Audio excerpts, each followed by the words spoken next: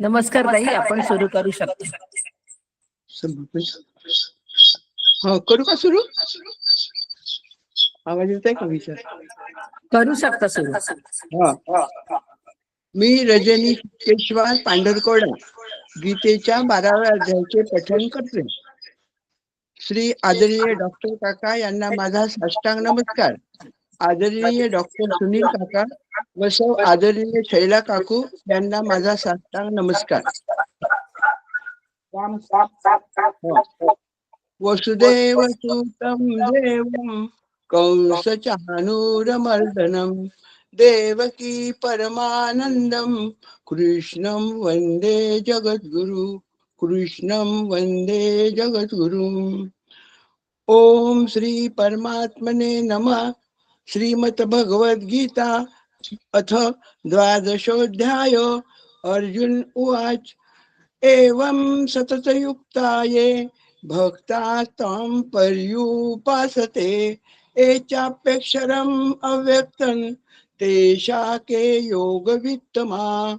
श्री भगवानुवाच मय्यावेश्य मनो ये मां नित्ययुक्ता उपासते श्रद्धया परयोपेतास् ते मे युक्ततमा मताः. एत्वक्षरं निर्देशम् अव्यक्तं पर्युपासते सर्वत्र गमचिन्तश्च कूटस्थमचलं ध्रुवं सन्नियमेन्द्रियग्रामं सर्वत्र समबुद्धया ते प्राप्नुवन्ति मामेव सर्वभूतहिते रताः. क्लेशोऽधिकतरस्तेषाम् अव्यक्तासक्तचेतसाम् अव्यक्ता हि गतिर्दुःखं देहवद्भिरवाप्यते. एतु सर्वाणि कर्माणि मयि सन्न्यस्य मत्पराः अनन्यनैव योगेन मा ध्यायन्त उपासते तेषामहं समुद्धता मृत्यु संसार सागरात् भवामि न चिरात् पार्थ मय्यावेशित चेतसाम्. मय्येव मन आधस्त मयि बुद्धिर्न निवेशय निवशिष्यसि मय्येव अत ऊर्ध्वन्न संशया.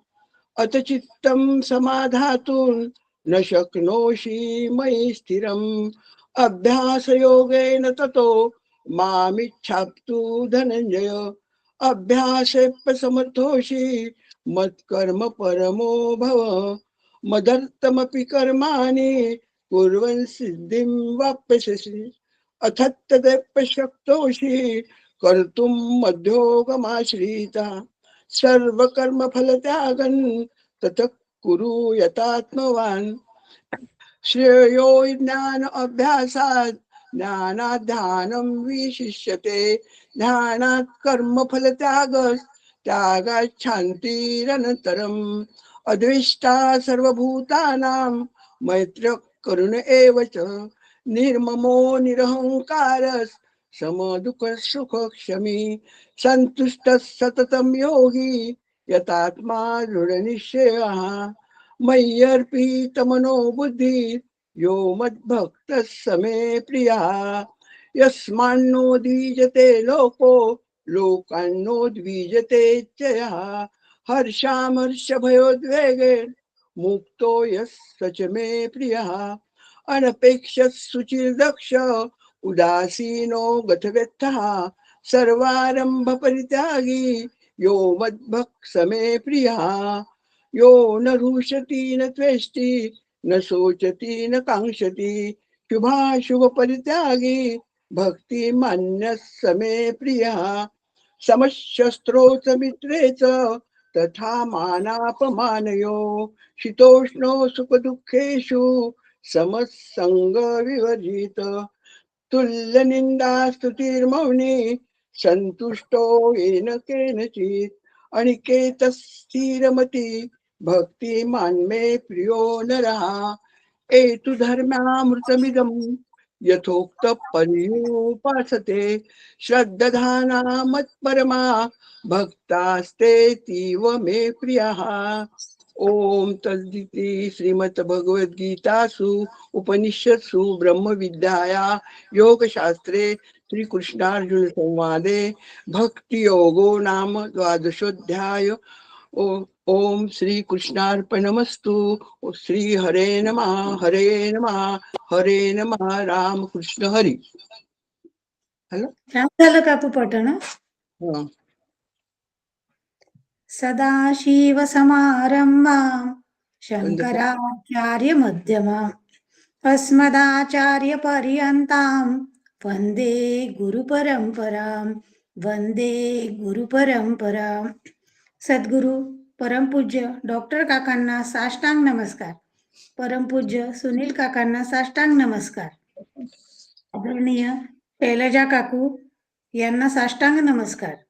उपस्थित आपण सर्व साधक श्रोत्यांना पण नमस्कार. आज ज्यांनी गीतेच्या 12व्या अध्यायाचे छान पठण केले त्या रजनी काकूंना पण नमस्कार करते. सध्या आपण श्रीमद भगवत गीता 12वा अध्याय भक्ती योगावर नवीन साधकांची प्रवचन चिंतन पुष्पमाला श्रवण करीत आहोत. या अनुषंगाने काल सोमवारी यवतमाळ येथील श्री पंकज देशपांडे यांनी 15व्या श्लोकावर चिंतन मांडले. त्यांच्या चिंतनाचा आपण आढावा घेऊयात. श्लोक असा होता, यस्मान्नो द्विजते लोको लोकानो द्विजते चयः हर्षामर्ष भयोद्वेगैर मुक्तो य सच मे प्रिय. भगवंत सांगत आहेत, ज्याच्यामुळे कोणीही उद्विग्न होत नाही आणि जो इतर कोणामुळे उद्विग्न होत नाही, जो हर्ष म्हणजे आनंद, अमर्ष म्हणजे दुःख, भय, चिंता यामध्ये समभाव राखतो, तो मला अत्यंत प्रिय आहे. जसे आपल्या अपेक्षेनुसार समोरील व्यक्ती वागत नाही तेव्हा आपण उद्विग्न होतो. त्यात एकतर अहंकार असतो किंवा मत्सर असतो. मग त्याला लेखून तू असेच वागायला पाहिजे होते म्हणून समोरच्यालाही उद्विग्न करतो, तर असे करता कामा नये. जन्मोजन्मीच्या साधनेद्वारे एखादा सद्भक्त संत पदापर्यंत पोहोचू शकतो. त्यासाठी श्री गुरु, शास्त्र व ग्रंथ यावर विश्वास ठेवून आपल्या साधनेत मार्गक्रमण करायला हवे. भगवंत सगुण आणि निर्गुण दोन्ही स्वरूपात असतात.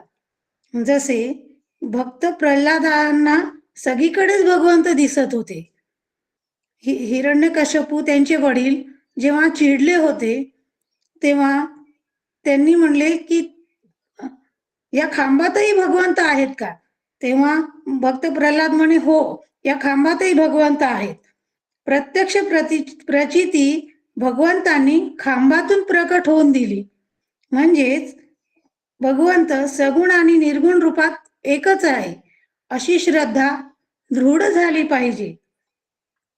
अंतःकरण शांत, शुद्ध, पवित्र, सात्विक, दोषरहित, धर्मशास्त्राचे कटाक्षाने पालन करणारे असेल तरच त्यात भक्तीचा उदय होऊ शकतो. हेच साधकाचे प्रथम कर्तव्य असावे. अंतःकरण शुद्ध असल्याशिवाय आपण भक्त होऊ शकत नाही. त्यासाठी द्वेष, मत्सर, अहंकार हे साधनेच्या माध्यमातून दूर करणे क्रमप्राप्त आहे. गीतेच्या प्रत्येक श्लोकातून मला माझ्या पारमार्थिक प्रगतीसाठी काय घेतले पाहिजे हेच मी साधनेद्वारा प्राप्त केले पाहिजे. डॉक्टर काका सांगतात, गीतेचे गीत गात रहा, अर्थ त्याचा पाहत रहा, अर्थानुसार जगत रहा, ते जगणे सतरूप, चितरूप व आनंदरूप होईल.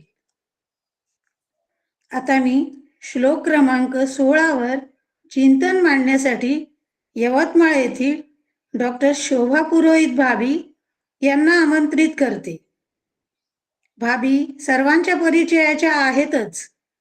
सदैव हसतमुख, प्रसन्न चित्त, सदैव भैयांच्या मागे सावलीप्रमाणे राहणाऱ्या, सर्व परिवारासोबत साधनेत व्यस्त असतात. भैया भाभी दोघांनी डॉक्टर काकांकडून अनुग्रह प्राप्त केला आहे. भाभी हरिपाठ, गीता हे हिंदी आणि मारवाडी भाषेतून घेतात. भाभींना मारवाडी महिला पुरस्कार पण मिळालेला आहे. आचार्य सुनील काकांच्या मार्गदर्शनाखाली त्यांनी वेदांताचा अभ्यास केला आहे. भाभींच्या परिवारातील जवळपास सर्व सदस्य डॉक्टर काकांचे अनुग्रहित आहेत. सध्या भाभी ऑस्ट्रेलियात पर्थ येथे आहेत. तिथून पण त्या भगवद्गीतेचा अभ्यास वर्ग नियमित घेत असतात. भाभी, आपण चिंतनाला सुरुवात करावी.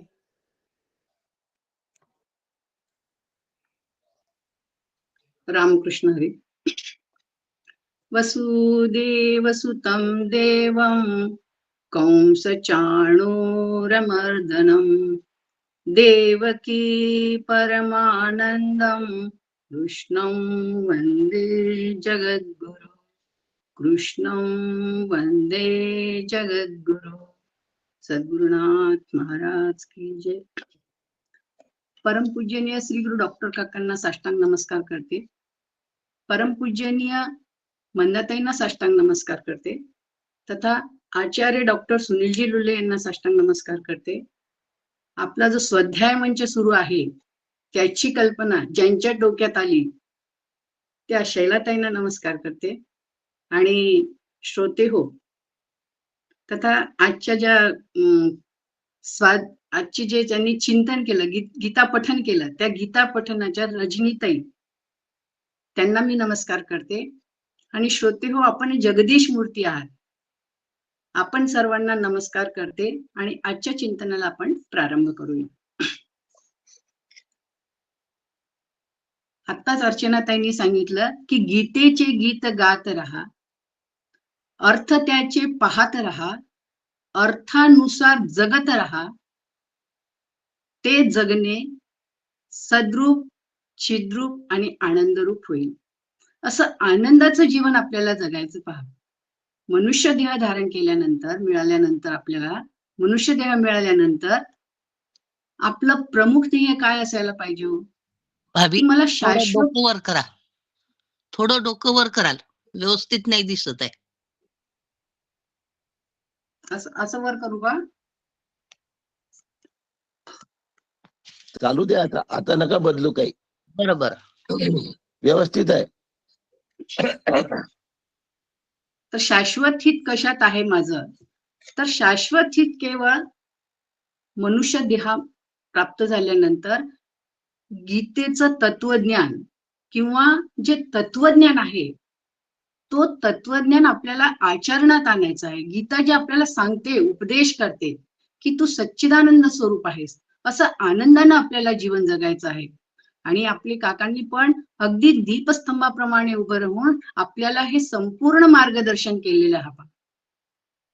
मग आपण आपल्या जीवनामध्ये बाकीच्या गोष्टी या प्रपंचातल्या जमा करण्यापेक्षा मग हे का आपण स्वीकारू नये तत्वज्ञान, आणि त्यानुसार का जगू नये, तसं आपल्याला जगायला पाहिजे आहे. तर असं जीवन आपल्याला जगायचं आहे. आणि आपण भगवद्गीतेबद्दल पाहूया. भगवद्गीता ही जीवनात अत्यंत आनंददायी देते, अत्यंत आनंदात. भगवद्गीताला त्रिकांडात्मक पण म्हटलेलं आहे. त्रिकांडात्मक कारण पहिले जे 3 अध्याय आहे भगवद्गीता, 6 अध्याय, पहिले जे 6 अध्याय आहे त्याच्यामध्ये कर्मपर भाग सांगितलेला आहे. दुसरे 6 अध्याय जे आहे त्याच्यात उपासनेचा भाग सांगितलेला आहे, उपासनापर आहे. आणि शेवटचे जे 6 अध्याय आहे त्याच्यामध्ये निक्कळ ज्ञान सांगितलेलं आहे. आणि असं म्हणून भगवद्गीतेला त्रिकांडात्मक असं म्हटलेलं आहे. आणि भगवद्गीता जी आहे याच्यामध्ये उपनिषदांचा सार आहे, म्हणून सर्व उपनिषद गावो दोग्धा गोपाल नंदना म्हटलेलं आहे. भगवद्गीतेमध्ये उपनिषदाचा भाग येतो तत्त्वम असी, म्हणजे पहिले जीवाला उपदेश भगवंतांनी केला आहे पहिल्या 6 अध्यायामध्ये त्वम म्हणजे या जीवाला उपदेश केलेला आहे. कर्म कसं करायचं, कुठपर्यंत करायचं, का करायचं, कोणतं कर्म करायचं, कोणतं नाही करायचं, सविस्तर सांगितलेलं आहे.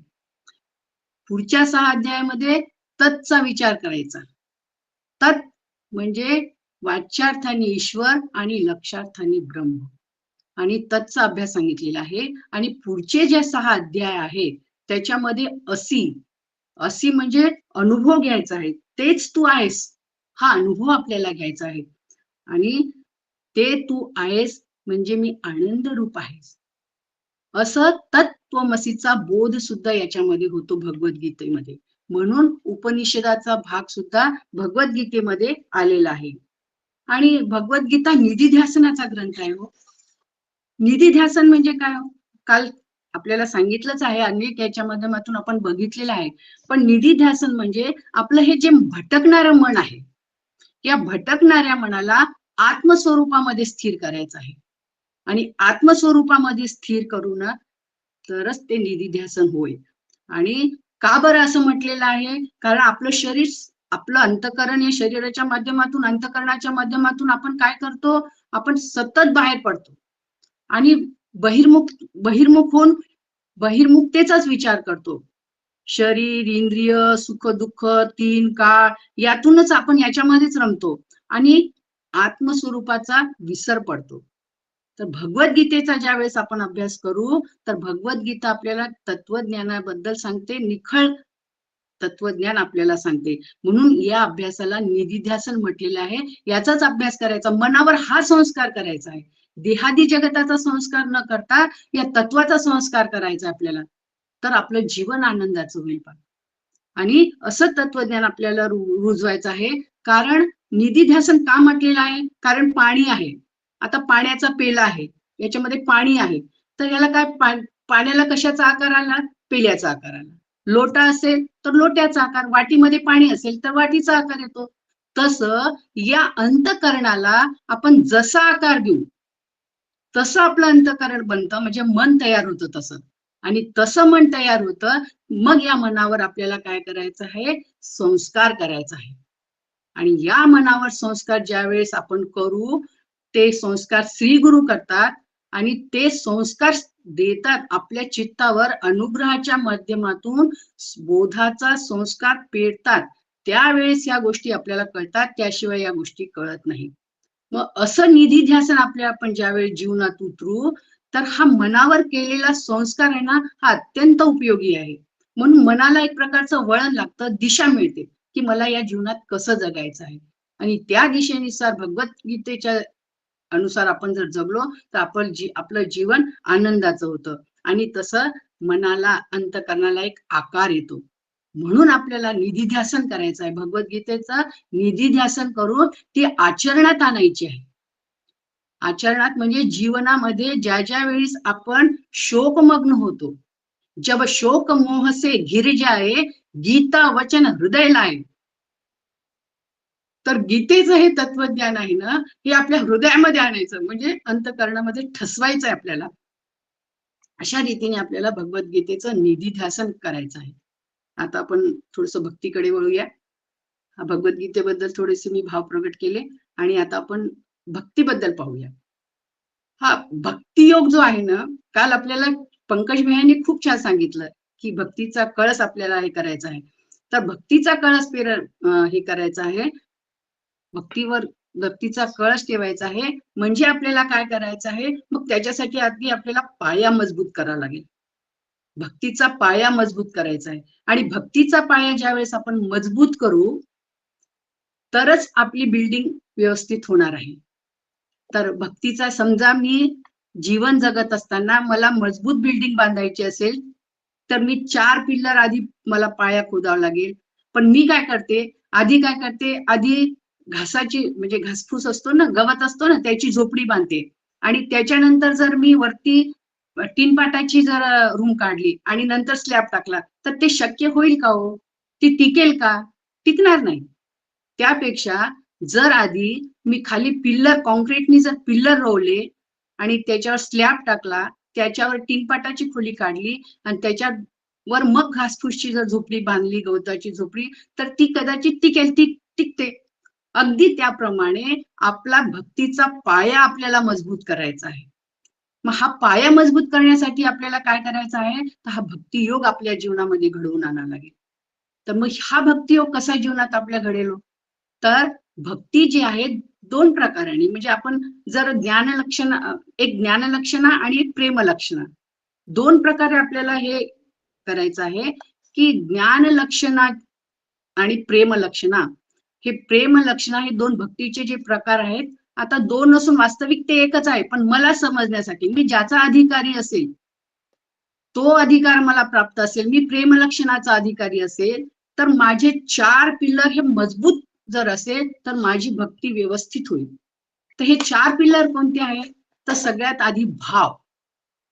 भाव म्हणजे अस्तित्व. भगवंत 101% आहे, आहे आहे आणि आहे. भाव तोची देव, जनाबाई म्हणते. आणि हरिपाठामध्ये सुद्धा भाव बळे आकळे एरवी नाकळे. म्हणून भाव हा पाया आपला पक्का आपल्याला रोवायचा आहे. दुसरा पाया कोणता रोवायचा आहे आपल्याला? तर दुसरा पाया जो रोवायचा आहे तो परमप्रेम स्वरूपा. भगवंत कसा आहे? परमप्रेम स्वरूप आहे. हा अंतःकरणामध्ये भक्तीचा पाया मला रोवायचा आहे आणि तो परमप्रेम स्वरूप आहे. ह्याच्याबद्दल आपण सविस्तर आता वेळ नाही, फक्त मी उल्लेख करते आणि पुढे चलूया. आणि तिसरं आहे चित्ताचं द्रवीभवन. चित्त आपलं कसं झालं पाहिजे? भगवंतानी भरून गेलं पाहिजे, द्रवित व्हायला पाहिजे चित्त. तर असं जे चित्त आहे त्या चित्तामध्ये भगवंताला बसवायचं आहे. आणि चौथा पाया जो आहे तो आहे अष्टसात्विक भाव. अष्टसात्विक भाव काय आहे हो? आपण रामकृष्ण परमहंस देवीची पूजा करत असत आणि देवीची पूजा करता करता स्वतःवर फुले वाहून घ्यायची. त्यांच्या आतमध्ये अष्टसात्विक भाव जागृत व्हायचे. अंग थरथर कापतो, त्याच्यानंतर तो भगवंताशी एकरूप होतो. असे 4 पाय जर आपण प्रेम लक्षणा भक्तीमध्ये पक्के रोवले तर निश्चितच आपली भक्ती दृढ होणार आहे. आणि त्याचप्रमाणे जर एखादा अधिकारी ज्ञान लक्षणा भक्तीचे असते तर त्यांनी काय करायला पाहिजे? तर ज्ञान लक्षण भक्तीमध्ये ईश्वराचं सार्वभौमत्व स्वीकारायचं. ईश्वरच सगळीकडे आहे, सर्वज्ञ आहे, सर्व शक्तिमान आहे, सार्वभौमत्व त्याचं स्वीकारायचं. त्याच्यानंतर सगुणच निर्गुण आहे, सगुणाचं आलंबन घ्यायचं, पण निर्धार काय करायचा आहे? सगुणच निर्गुण आहे, इथे आपला निर्धार व्हायला पाहिजे. आणि तिसरा जो पाया आहे तो सर्व कारणत्व. सर्व कारण काय आहे हो या जगतामध्ये? सगळ्याचं कारण काय आहे? की केवळ परमात्मा, केवळ तोच आहे. तो आहे म्हणून हे ब्रह्मांड आहे हो. हे कारणत्व, ईश्वर कारणत्व आपल्याला स्वीकारायचं आहे. आणि चौथा आहे त्या भगवंतामध्ये चित्त स्थिर करायचं आहे. बाकी कोणताच विचार नाही, देहादी जगताचा विचारच नाही, केवळ भगवंताचा विचार. आणि असं स्थिर चित्त आपण ज्यावेळेस आपलं करू तर भक्ती असो किंवा ज्ञान लक्षणा भक्ती असो किंवा प्रेम लक्षणा भक्ती असो, दोन्हीमध्ये एकरूपताच आहे, एकच आहे. पण तो ज्याचा अधिकारी असेल तो त्याचा अधिकारी होऊन तसं आपल्याला पुढे चालायचं आहे. हा पाया भक्तीचा आपल्याला पक्का रोवायचा आहे. आणि अशी भक्ती करू तर ती भक्ती टिकून राहते. आणि मग त्या अंतःकरणात विचार येतात की देव कोण आहे, मला काय करायचं आहे. जी ही भक्ती करतो ना ती आपल्याला जाणून करायची आहे. भक्तीमध्ये 2 गोष्टी अत्यंत महत्वाच्या आहेत. एक तर जाणून भक्ती करायची आपल्याला. अशी भक्ती आपण आता बघितली, तसा पाया मजबूत करून आपल्याला भक्ती करायची आहे. आणि दुसरी जी आहे ते जाणून भक्ती करायची. मी कोण आहे, मला काय करायचं आहे, मनुष्य देह मिळाल्यानंतर मला माझं प्राप्तव्य काय आहे, माझं ध्येय काय असायला पाहिजे, ते कशाने दृढ होणार आहे, हा पाया मजबूत करायचा आहे. आणि हा पाया मजबूत करून त्यावेळेस आपल्याला खऱ्या देवाची, आपण देवाचे सर्व करतो, पूजन करतो, पाठ करतो, उपासना करतो, सगळं करतो भगवंताचं, पण त्याच्या स्वरूपाला ओळखत नाही. स्वरूपाला ओळखणं हे अत्यंत महत्वाचं आहे. आणि ही जाण असायला पाहिजे आपल्याला. आणि तर कारण भगवंत कसा आहे? सुखरूप आहे. मलाही सुखरूप व्हायचं आहे. मग सुखरूप पैसा सांगा कोण? दुजा पांडुरंगा. तुकाराम महाराज म्हणतात दुसरा कोण आहे हो? तो सुखरूप आहे. आणि तिथे आपल्याला स्थिर व्हायचं आहे, तिकडे आपलं लक्ष असायला पाहिजे. नाहीतर आपली पूजा कशी असते हो, आटपून टाकली, उरकून टाकली, करून टाकली, म्हणजे ज्याप्रमाणे आपण घरची कामं करतो तशी कामं करतो, असं आपली पूजा असते. पण आपल्या अंतःकरणामध्ये देव आहे आणि आपण तो बाहेर शोधतो, तो बाहेर शोधतो. देह मंदिर, चित्त मंदिर. आता हा मंदिराचा कळस काल सांगितलेला आहे ना, तर ह्या अंतःकरणामध्ये की अंतःकरणामध्ये तो देव आहे हा निश्चय करायचा आणि हा कळस आपल्याला हे करायचा, उभारायचा आहे आणि हा पाया मजबूत करायचा आहे. म्हणून जाणून भक्ती अतिशय महत्वाची आहे. भक्ती म्हणजे जेही करतो ना भक्तीमध्ये ते आपल्याला जाणून करायचं आहे. ती भक्ती देवाला खूप आवडते हो. आणि ही भक्ती जी आपण करतो ना, त्या भक्तीमध्ये समजा आपण रांगोळी जरी काढत असू, जाण ठेवायची आहे, रांगोळी जरी काढत असू तर बाह्य अंगाने ती सुशोभित दिसते हे ठीक आहे, परंतु आतमध्ये विचार असावा की माझी पृथ्वी मातेची पूजा होत आहे त्या निमित्ताने. मी सुनील शेलाकडे जात होते, आई रांगोळी काढत होत्या ना, तर त्या नेहमी हळदी कुंकू टाकायचे त्याच्यावरती. तर विचार आला, तर त्यांनी सांगितलं की त्या निमित्ताने देवाची पूजा, धरती मातेची पूजा होत आहे, हा भाव मनामध्ये असायला पाहिजे. आणि हा भाव मनामध्ये असतो ना, त्यावेळेस आतला आनंद रांगोळी काढताना किती येतो. आपण प्रत्येक गोष्ट आनंदासाठी करतो, पण आपल्याला हे समजत नाही, म्हणजे उमजत नाही. म्हणून ह्या सगळ्या गोष्टी आहेत. प्रत्येक ठिकाणी भाव असायला पाहिजे. आणि भाव कसा असतो, समजा आता पंचा नेसतो, सुनील भैया नेहमी उदाहरण देतात की आपण पंचा नेसतो आणि पंचा नेसल्यानंतर आपली वृत्ती कशी असायला पाहिजे, आपली वृत्ती शांत असण्यासाठी तो पंचा घालायचा. नवीन वस्त्र आपण यज्ञ याग असले की घालतो, पण कशासाठी हे सगळं घालायचं, तर माझी वृत्ती शांत असायला पाहिजे, तर ही जाण असायला पाहिजे, तर ते सोहळं नेसण्याचं महत्व आहे. तर प्रत्येक गोष्ट जाणून करतो, कापूर जाळतो तर अहंकार जाळण्यासाठी, आरती करतो तर आर्तता निर्माण व्हावी आपल्यामध्ये त्याच्यासाठी. ह्या सगळ्या गोष्टी हा बेस आहे, पाया आहे, सगळ्यांना माहित आहे, फक्त आठवण करून देते मी. प्रदक्षिणा घालतो, प्रकर्षाने तो सगळीकडे आहे, हा भाव आपल्या अंतःकरणामध्ये असावा, नाहीतर ती गिरकी होते असं सांगतात. तर अशा प्रकारे आपल्याला काय करायचं आहे, जेही करतो परमार्थामध्ये ते जाणून करायचं आहे. आणि जाणून केलं ना तर खूप आनंद. आता नुकतीच दिवाळी होऊन गेली पहा, 5 दिवस आपले अगदी आनंदामध्ये गेले. आणि आनंदामध्ये गेले, धनत्रयोदशी काय करायचं आहे, सोनं आणतो आपण, त्यापेक्षा कोणत्या धनाची पूजा करायची आहे, जे कधीच खंडित होणार नाही, असं धन आपल्याला कमवायचं आहे. पायोजी मैने रामरत्न धन पायो, हे धन प्राप्त करायचं आहे. निज रूपाचे करा तुम्ही ध्यान, हाती सापडेल अखंडित धन, हे अखंडित धन आपल्याला हे करायचं आहे, लक्षात आणायचं आहे. तर ती धनत्रयोदशी साजरी होते. आणि नंतर लक्ष्मीपूजन येते. लक्ष मी कडे देणं म्हणजे लक्ष्मीपूजन. आता लक्ष मी कडे म्हणजे महापूजा म्हणतो, दिवाळी 5 दिवसाची असते, लक्ष्मीपूजन त्याला महापूजनही म्हणतात. पण ह्या सगळ्या गोष्टी आपण जाणून जर केल्या ना तर त्याच्यामध्ये आनंद येतो पहा. तर आता लक्ष्मीपूजन सगळ्यात मोठं पूजन लक्ष्मीपूजन आपण म्हणतो. आणि लक्ष्मीपूजन नवीन वस्त्र, नवीन कपडे, नवीन मिठाया, किती प्रकारचे फटाके वाजवणं सगळं करतो आपण. हा बाहेरून आनंद कमवतो, पण आतमध्ये माझा आनंद असा आहे, मी आनंद रूप आहे. तर लक्ष मी कडे ठेवणं म्हणजे स्वरूपाकडे, निज स्वरूपाकडे लक्ष ठेवणं, असं जे आहे हे समजून केलं ना तर त्या करण्यामध्ये एक प्रकारचा आनंद येतो. आणि असं आपण ज्याकडे जाणून भक्ती करायची हे सुरू आहे आपलं. आणि सगळ्यात मोठी गोष्ट काय जाणायची हो आपल्याला, सगळ्यात मोठी गोष्ट ही जाणायची आहे की माझे श्री गुरु हे मनुष्य नसून हे कोण आहेत, तर साक्षात परब्रह्म आहे. माझ्या उद्धारासाठी, माझ्या हितासाठी त्यांनी अवतार धारण केलेला आहे, म्हणजे ते देहरूपामध्ये आलेले आहे. हा माझा पक्का भाव असला पाहिजे, ही माझी धारणा असली पाहिजे, आणि ही जाण असायला पाहिजे.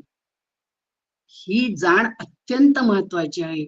भगवंत माझ्यासाठी अवतार घेतलेला आहे, श्री गुरु माझ्यासाठी आलेले आहेत, माझं हित करून, माझं कल्याणासाठी.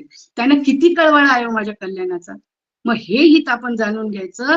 आणि श्री गुरु सांगतात तो बोध, तो बोधाचा संस्कार करतात ना, तो आपण लक्षात ठेवायचा आणि तो आपल्या जीवनामध्ये ते साधन करून आपल्याला काय करायचं आहे, त्यांच्या विचारात आपल्याला राहायचं आहे. म्हणून आपला विचाराचा असावा की सगुण हेच निर्गुण आहे, हीच जाण नसायला पाहिजे आणि हे जाणून भगवंताची पूजा करायची आहे, भक्ती करायची आहे. नाही तर आधीची पूजा कशी होती, माझी गोष्ट सांगते मी. आधी पूजा कशी करत होतो, तर एक फूल असायचं गुलाबाचं आणि तो गुलाबाचं फूल अख्खा देवाला व्हायचं ना, तर तो न वाहता प्रत्येक फूल पाकळी करत होते आणि ते वेगवेगळ्या जेवढ्या देवी देवता त्या देवघरामध्ये होते त्यांना वाहायचे. कारण मला प्रपंचाची सवय की भेदाचे डोक्यात विचार भरलेले आहेत आणि भेदाने पूजा होत होती. पण एकच फूल अख्खं जर चढवलं तर ती भगवंतापर्यंत पोहोचतं, त्या एकाच परमात्म्याला प्राप्त होतं, त्या देवत्वालाच प्राप्त होतं ते फूल. ते आत्ता लक्षात येते चिंतनाने किंवा सुनील शैलाच्या सतत म्हणजे संपर्कामध्ये असल्यामुळे या सगळ्या लहान लहान गोष्टी कळायला लागल्या. आता भेदात पूजा न होता अभेदत्वानी पूजा करायची आणि ही जाण आपले श्री गुरु करून देतात, हो संत आपल्याला करून देतात आणि अभेदाचा मार्ग सांगतात. नाही तर न जाणता परोपरी साधने केली कोटीवरी, तरी तो मोक्षाचा अधिकारी होणार नाही सर्वथा. यात मध्ये दोन गोष्टी सांगितलेल्या आहेत. पहा, साधन हा भाग सगुणाशी निगडीत आहे आणि जाणता हा भाग निर्गुणाशी निगडीत आहे. तर सगुणाची साधना करून निर्गुणात आपल्याला स्थिर व्हायचं आहे.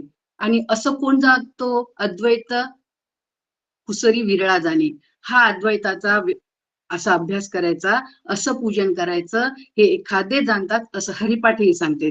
आणि असा विचार आपल्याला करायचा आहे. म्हणून जाणतेनी श्री गुरु भजिजे, जाणून भक्ती करायला पाहिजे. आणि जाणून भक्ती केली ना त्याच्यामध्ये खूप आनंद येतो. करत राहू ना आपण वेळ तर देत आहोत ना, मग जेही करतो ते जाणून करा. जाणून भक्ती अत्यंत देवाला आवडते आणि अशा भक्तीविषयी भगवंत या अध्यायामध्ये आपल्याला 12व्या अध्यायामध्ये सांगत आहे. माऊली पण हे सांगते हो, कृष्ण विष्णू हरी गोविंद या नावाचे निखळ प्रबंध. कृष्ण असो, विष्णू असो, हरी असो, गोविंद असो, देवत्व एकच आहे ना.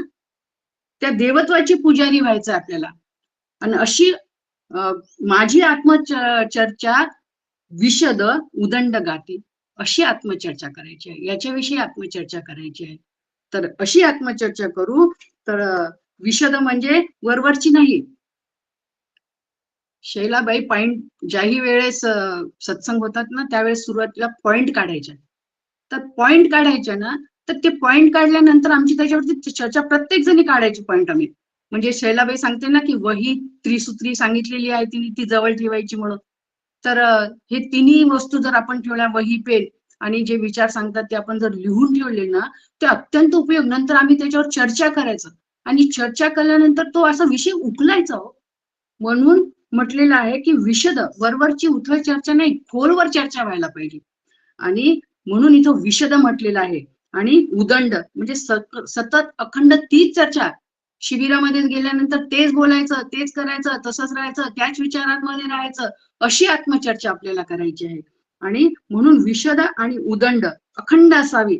नाही तर वेळ मिळाला तर मधून मधून, वेळ मिळाला तर वेळेवर आम्ही जॉईन होऊ, नाहीतर नाही. तर अशा नसायला पाहिजे. संत करतात तशी असावी. श्रुती सांगते आत्मा श्रोतव्य मंत्रव्य निधी द्यास्तव्य. तर सतत ती चर्चा करायला पाहिजे. तर ती उदंड पर्यंत जाते, म्हणजे ती आत्मचर्चा ठरते. तर इथपर्यंत आपल्याला हे करायचं. आता भगवद्गीतेच्या 12वा जो अध्याय आहे, तर हे आपण बघितलं भक्तीविषयी आणि भगवद्गीतेविषयी. आता आपण श्लोकाकडे वळूया. तर श्लोक आपल्याला सांगतो की अनअपेक्षा सुचिर दक्ष उदासीनो गतविथा सर्वारंभ परित्यागी योमद भक्ता समेप्रिय. तर अनअपेक्षा, आता थोडासा याचा अर्थ पाहू आपण. जो अर्थ आहे शब्दशः की ज्याला कशाचीही अपेक्षा नाही, जो अंतर्बाह्य शुद्ध आहे, चतुर आहे, तटस्थ आहे, दुःखमुक्त आहे, असा कर्तृत्वाचा अभिमान न बाळगणारा असा जो भक्त आहे तो मला अत्यंत प्रिय आहे. तर अनअपेक्षा पहिलं लक्षण काय आहे, कारण अशी भक्ती देवाला फार आवडते. भक्तांची लक्षणं सांगितलेली आहे भगवंतांनी की अनअपेक्षा. कोणता भक्त आवडतो देवाला? जिथे कोणतीही अपेक्षा नाही आणि कोणाचीही अपेक्षा नाही. तर असा जो आहे तो अनअपेक्षा, म्हणजे अपेक्षा तिथे नाहीच, निरपेक्ष, ज्याला कशाचीही अपेक्षा नाही आहे. कोणताच विषय मनामध्ये येत नाही, कोणतीच अपेक्षा नाही आणि कशाची गरजही वाटत नाही त्याला, म्हणून तिथे संसाराची ओढ नाही. अनपेक्षित असतो तो कसा असतो? त्याला संसाराची ओढ नाही, शरीर, इंद्रिय, गुण, बुद्धी याच्यामध्ये तो रमत नाही. भगवंतांनी मला ती दिलेली आहे हे त्याच्या लक्षात राहते. कोणत्याही वस्तूची इच्छा, वासना, स्पृहा, आशा, लोभ, याचना, तृष्णा काहीही त्याच्या ठिकाणी नाही, कोणतीच वासना नाही आणि नाशवान वस्तूबद्दल तो विचारच करत नाही. अनपेक्षित असतो, अनपेक्षा सांगितलेला आहे. आणि कोणत्याही परिस्थितीत आनंदाने राहतो. नाशवान वस्तूबद्दल अजिबात विचार करत नाही, असा जो आहे आणि सतत परमात्म चिंतनामध्ये असतो, असा जो आहे आणि जीवनामध्ये ठरलेलं असते की माझं ध्येय काय आहे? केवळ शाश्वत स्वरूप. असा जो आहे तो अनअपेक्षा म्हटलेला आहे भगवंतांनी इथे, कोणतीच अपेक्षा नाही. आणि असा भक्त देवाला आवडतो. नुपेक्षु कदा रामदासाभिमानी. कोणता भक्त आवडतो भगवंताला? ज्याच्याकडे कोणतीच इच्छा वासना नाही, असा जो आहे. आणि मग भगवंत कोणाची उपेक्षा करतात? तो जो अपेक्षा करतो त्याची. म्हणून मनामध्ये कोणतीही अपेक्षा ठेवू नये, कारण आशा जी असते, आशा पाश शतरबद्ध भगवद्गीता म्हणते. आणि आशेला भिकारी म्हटलेलं आहे. किती आशेमध्ये आपण राहतो, तो कोणतीही आशा त्याच्या ठिकाणी नसते, जो सिद्ध भक्त असतो त्याच्या ठिकाणी.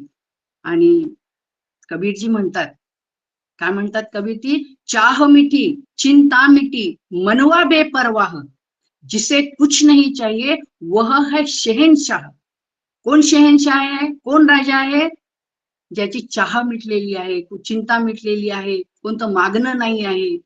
म्हणून कबीरजी म्हणतात की चाह मिटी, चिंता मिटी, मनवा बेपरवाह, जिसे कुछ नहीं चाहिए वह है शहनशाह.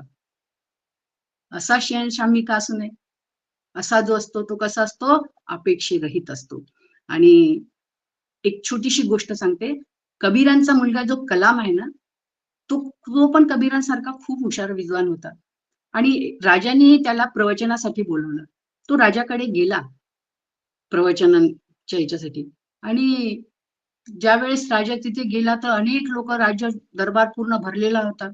खूप आवडलं कबीराच्या मुलाचं, कलामचं प्रवचन त्यांना. आणि राजा इतका खुश झाला, त्याचं खूप कौतुक केलं राजाने.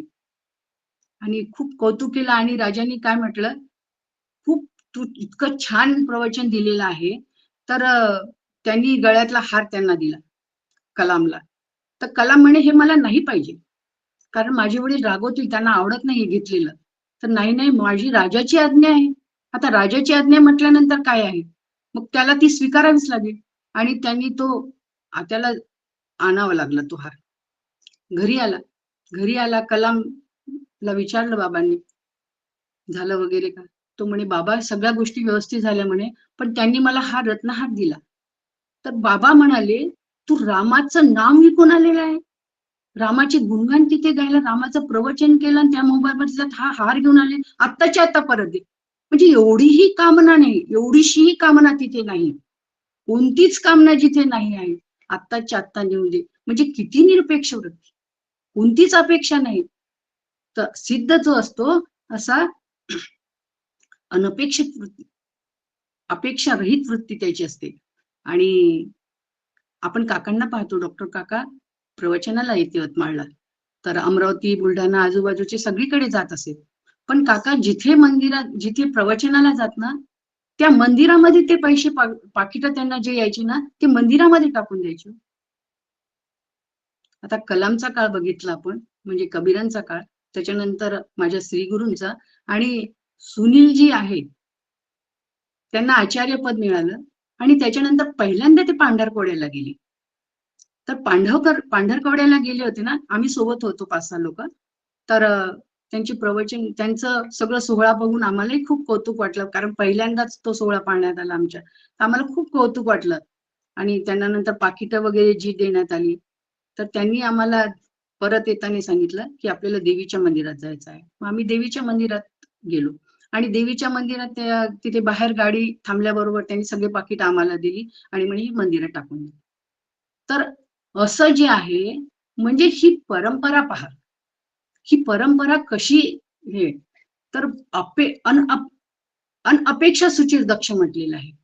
तर कोणतीच अपेक्षा नाही हो, सगळी फळं फुळं वाटून टाकली, ते पाकिट मंदिरामध्ये आम्हाला देऊन टाकले, आम्ही ते त्या पेटीमध्ये टाकून दिले. तर जो निरपेक्ष वृत्तीने राहतो, कोणतीही अपेक्षा न ठेवतो, असं जीवन कसं जीवन राहिलो, असं जीवन किती आनंदाचं जीवन राहणार आहे. असं आनंदानं जीवन जगायचं आहे, कोणतीच अपेक्षा जीवनामध्ये ठेवायची नाही. त्यांची म्हणून काय करायचं, का बरं त्यांना अपेक्षा नसते, कारण त्यांना माहिती असते आपल्याला जे प्राप्तव्य झालेलं आहे ना ते आपल्याला मिळालेलं आहे आणि त्याच्यामुळे ते काय करतात, आनंदानं राहतात. जे माझ्या प्रारब्ध आहे ते मला मिळालेलं आहे, जे मिळणार आहे ते मिळणारच आहे, हा त्यांचा निश्चय झालेला असतो. म्हणून म्हटलेलं आहे की यद्गत्वा न निवर्तन्ते तद्धामम परमम मम, म्हणजे आत्मा हेच ज्याचं जीवाचं स्वरूप आहे, त्याला कोणतीच इच्छा होत नाही. यत प्राप्तवान इक्षन्ते, म्हणजे पुन्हा कुठलीही इच्छा राहत नाही. या पद्धतीने जगात जे मिळवायचं ते मिळालेलं असतं. म्हणून म्हटलेलं आहे की एक जाणले असता सर्व जाणल्या जाते. त्या एक परमात्म्याला जाणायचं आहे तर सर्व जाणल्या जाते. तर आपलं ध्येय समोर ठेवायचं आणि तसं जीवन जगायचं. तसं जीवन जगण्यासाठी अपेक्षा नकोच, कोणतीहीच अपेक्षा नको, नियोजित स्वीकारायचं, पण अपेक्षित वृत्ती सोडायची आहे. म्हणून अनपेक्षा म्हटलेलं आहे. आता पुढचा जो आहे तो सुचिर दक्ष. 6-7 गुण सांगितलेले आहे पहा. आपण दुसरा गुण पाहून राहिलो आता सुचिरता. सुचिर दक्ष म्हटलेले आहे. तर आपण आधी सुचिरता पाहू की जो आतून आणि बाहेरून पवित्र. सुचिरता म्हणजे पवित्र, पवित्रता, सर्वांगाने पवित्र, आतून आणि बाहेरून पवित्र. तर देहाचं पवित्र आपण सांभाळतो, कारण युक्त आहार विहार असं म्हटलेलं आहे भगवद्गीतेने. तर देहाचं पवित्र आपण सांभाळतो, त्याच्यामध्ये आहार विहार, वातावरण, विचार, अभ्यास, ह्या सगळ्या गोष्टी कशा असायला पाहिजे सांगितलेल्या आहे. तर हे बाहेरून पवित्रता सांगितलेली आहे. आता आतून पवित्रता, कारण पवित्रता का बरं सांभाळायची आहे हो, कारण आपलं मन शुद्ध आणि पवित्र होतं आणि ते तसं अंतःकरण भगवंताला तिथे हे सगळे विचार आपले योग्य प्रकारे आपल्या डोक्यामध्ये शिरतात, बसतात. म्हणून ही पवित्रता आपल्याला सांभाळायची आहे. त्याला शुद्धमती पण म्हटलेलं आहे. तर ही शुद्धमती आपली तयार करायची आहे. आता आतून पवित्र कसं असायचं, बाहेरून पवित्रता बघितली, आता आतून पवित्रता कशी असायला पाहिजे हो, जिथे दुर्गुणाचा मळच नाही, अंतःकरणामध्ये दुर्गुणच नाही. 3 देह, 3 अवस्था, 3 गुण, ह्यामध्ये आपण न रमता, सुख दुःखादी द्वंद्वामध्ये न रमता, जन्म मरणाचं भय तिथे असत नाही, विकार नाही, मी माझे पण नाही, अशी जी पवित्रता आहे ती आपल्याला सांभाळायची. कोणताच मळ नाही तिथे, कोणतं द्वंद्व नाही, कोणतं भय नाही, कोणती अशांती नाही, अप्रसन्नता नाही. असं जे चित्त असतं ते किती पवित्र असणार हो. अशुभ मलापासून आपली सुटका होते आणि मूळ स्वरूपात, कारण हे पवित्र विचार केले ना तर आपण मूळ स्वरूपापर्यंत जातो आपण. आणि म्हणून ती तिथे त्याला देहासह पवित्र करते. असा विचार करू तर देहासह आपण पवित्र होतो आणि त्याच्यामध्ये समजता येते. म्हणून श्रुती म्हणते ब्रह्मविद ब्रह्मैव भवती, आणि संत म्हणतात पुण्य तो देह, पवित्र तो देह, वाणी पुण्यवंत, जो वदे अच्युत सर्व काळ. तर अशा प्रकारे आपल्याला काय करायचं आहे, आतून आणि बाहेरून पवित्रता ठेवायची आहे. आणि अशी पवित्रता ठेवणं त्यावेळेस, आता माऊली खूप सुंदर वर्णन करते पवित्रेचं, तरी मी ओव्या घेतले नाही, फक्त अर्थच घेतला, वेळ कमी पडतो म्हणून. काय काय सांगू असं होऊन राहिलं. तर माऊली म्हणते की गंगा पवित्र आहे, पण ती आपले पापही धुते, तहानही भागवते, सगळ्या गोष्टी ठीक आहे, पण थोडासा दोष आहे तिच्यात, कारण तिथे बुडण्याची भीती आहे. त्याच्यानंतर हिमालय पवित्र आहे, तो आपली पापेही खातो, पण हिमालयाच्या वरतून जर कोसळला गतप्राण होतो, त्याच्यामध्ये थोडासा दोष आहे. समुद्र अत्यंत पवित्र आहे, पण समुद्रामध्ये तुफान आला तर काय होतो, वाहत जाते. पण माझे श्री गुरु इतके पवित्र आहे की त्यांच्या ठिकाणी कोणतीच भीती नाही, या ठिकाणी भीती तरी आहे, पण श्री गुरुच्या ठिकाणी कोणतीच भीती नाही हो. की कशी एक ओवी घेते, होली पार नेमिजे तरी ती न बुडीजे, रोकडाची मोक्ष लाभीजे आत्मज्ञान. श्री गुरुकडे गेल्यानंतर काय होतो, संतांच्या विचारानं संगतीनं ताबडतोब रूप आपण त्यांच्या विचाराने पवित्र होतो. आणि असं पवित्रता आहे तर ती पवित्रता केवळ श्री गुरूंच्या ठिकाणी आहे. तर ही पवित्रता आपल्याला पाहायची आहे. आता एक गोष्ट सांगते, छोटीशी गोष्ट आहे. तर पाहूया पुंडलिकाची गोष्ट. पुंडलिक सुरुवातीला पंढरीचा भक्त होता आणि पंढरपूरला राहायचा. आणि त्याच्याजवळ लहानपणी तो अत्यंत उन्हाळ मुलगा होता. आणि उन्हाळ असल्यामुळे काय करायचं, आई वडिलांनाही तो खूप छळायचा. आणि शेवटी आई वडील कंटाळले आणि त्यांनी ते आई वडिलांना पाठवून दिलं काशीला आणि घरी वारंगणीला घेऊन आला. वारंगणीला घेऊन आला तर तो तिच्यासोबत राहायचा. एके दिवशी तिच्या मनामध्ये आलं की आपण पण तीर्थयात्रेला जाऊया. आणि ती म्हणे मला आत्ताच्या आता जायचं. हा म्हणे हा ठीक आहे जाऊ. आणि यात्रेला निघाले ते पायी पायी. आधी काय गाड्या घोडे नव्हते, पायी पायी निघाले. एका ठिकाणी 2 दिवसानंतर तिला 2-2:30 रात्रीचे 2-1 वाजले होते. तिला इतकी तहान लागली, ती म्हणे मला आत्ताच्या आत्ता पाणी आणून द्या. ती वारंगणा म्हणाली मला आत्ताच्या आत्ता पाणी आणून दे म्हणून. तर आता इतक्या रात्री पाणी कुठून आणून देणार, पाणी कुठून आणून देणार. तो निघाला शोधायला. आत्ताच्या आत्ता पाहिजे, आता माझा जीव जाईल. तर तो अर्ध्या रात्री 1:30-2 वाजता तो कुठे जाणार. तरी तो गेला शोधात. एका ठिकाणी टिमटिमचा दिवा दिसला आणि त्या दिव्याच्या नुसार तो गेला आणि तिथे आधी त्यांनी आढावा घेतला पूर्ण, काय आहे, काय सुरू आहे, काय नाही ते. आणि आढावा घेतल्यानंतर त्याच्या लक्षात आलं की एक बाई काळ्या कुट्ट कपड्यांनी बाहेरून आली आणि तिने तिची झोपडी जी होती त्याचं अंगण झाडलं आणि आतमध्ये गेली. नंतर स्वच्छ होऊन आली. दुसरी बाई आली, तिने काय केलं, तिने पण अंगणामध्ये सडा टाकला. ती पण अशीच अस्वच्छ मळकट कपडे असलेले, ती पण आतमध्ये गेली, स्वच्छ होऊन आली. आणि नंतर तिसरी बाई आली, ती पण तशीच. तर तिने रांगोळी काढली आणि ती आतमध्ये स्वच्छ होऊन आली. आता यांनी फक्त दुरून बघितलं, भेटला नाही, दुरून बघितलं.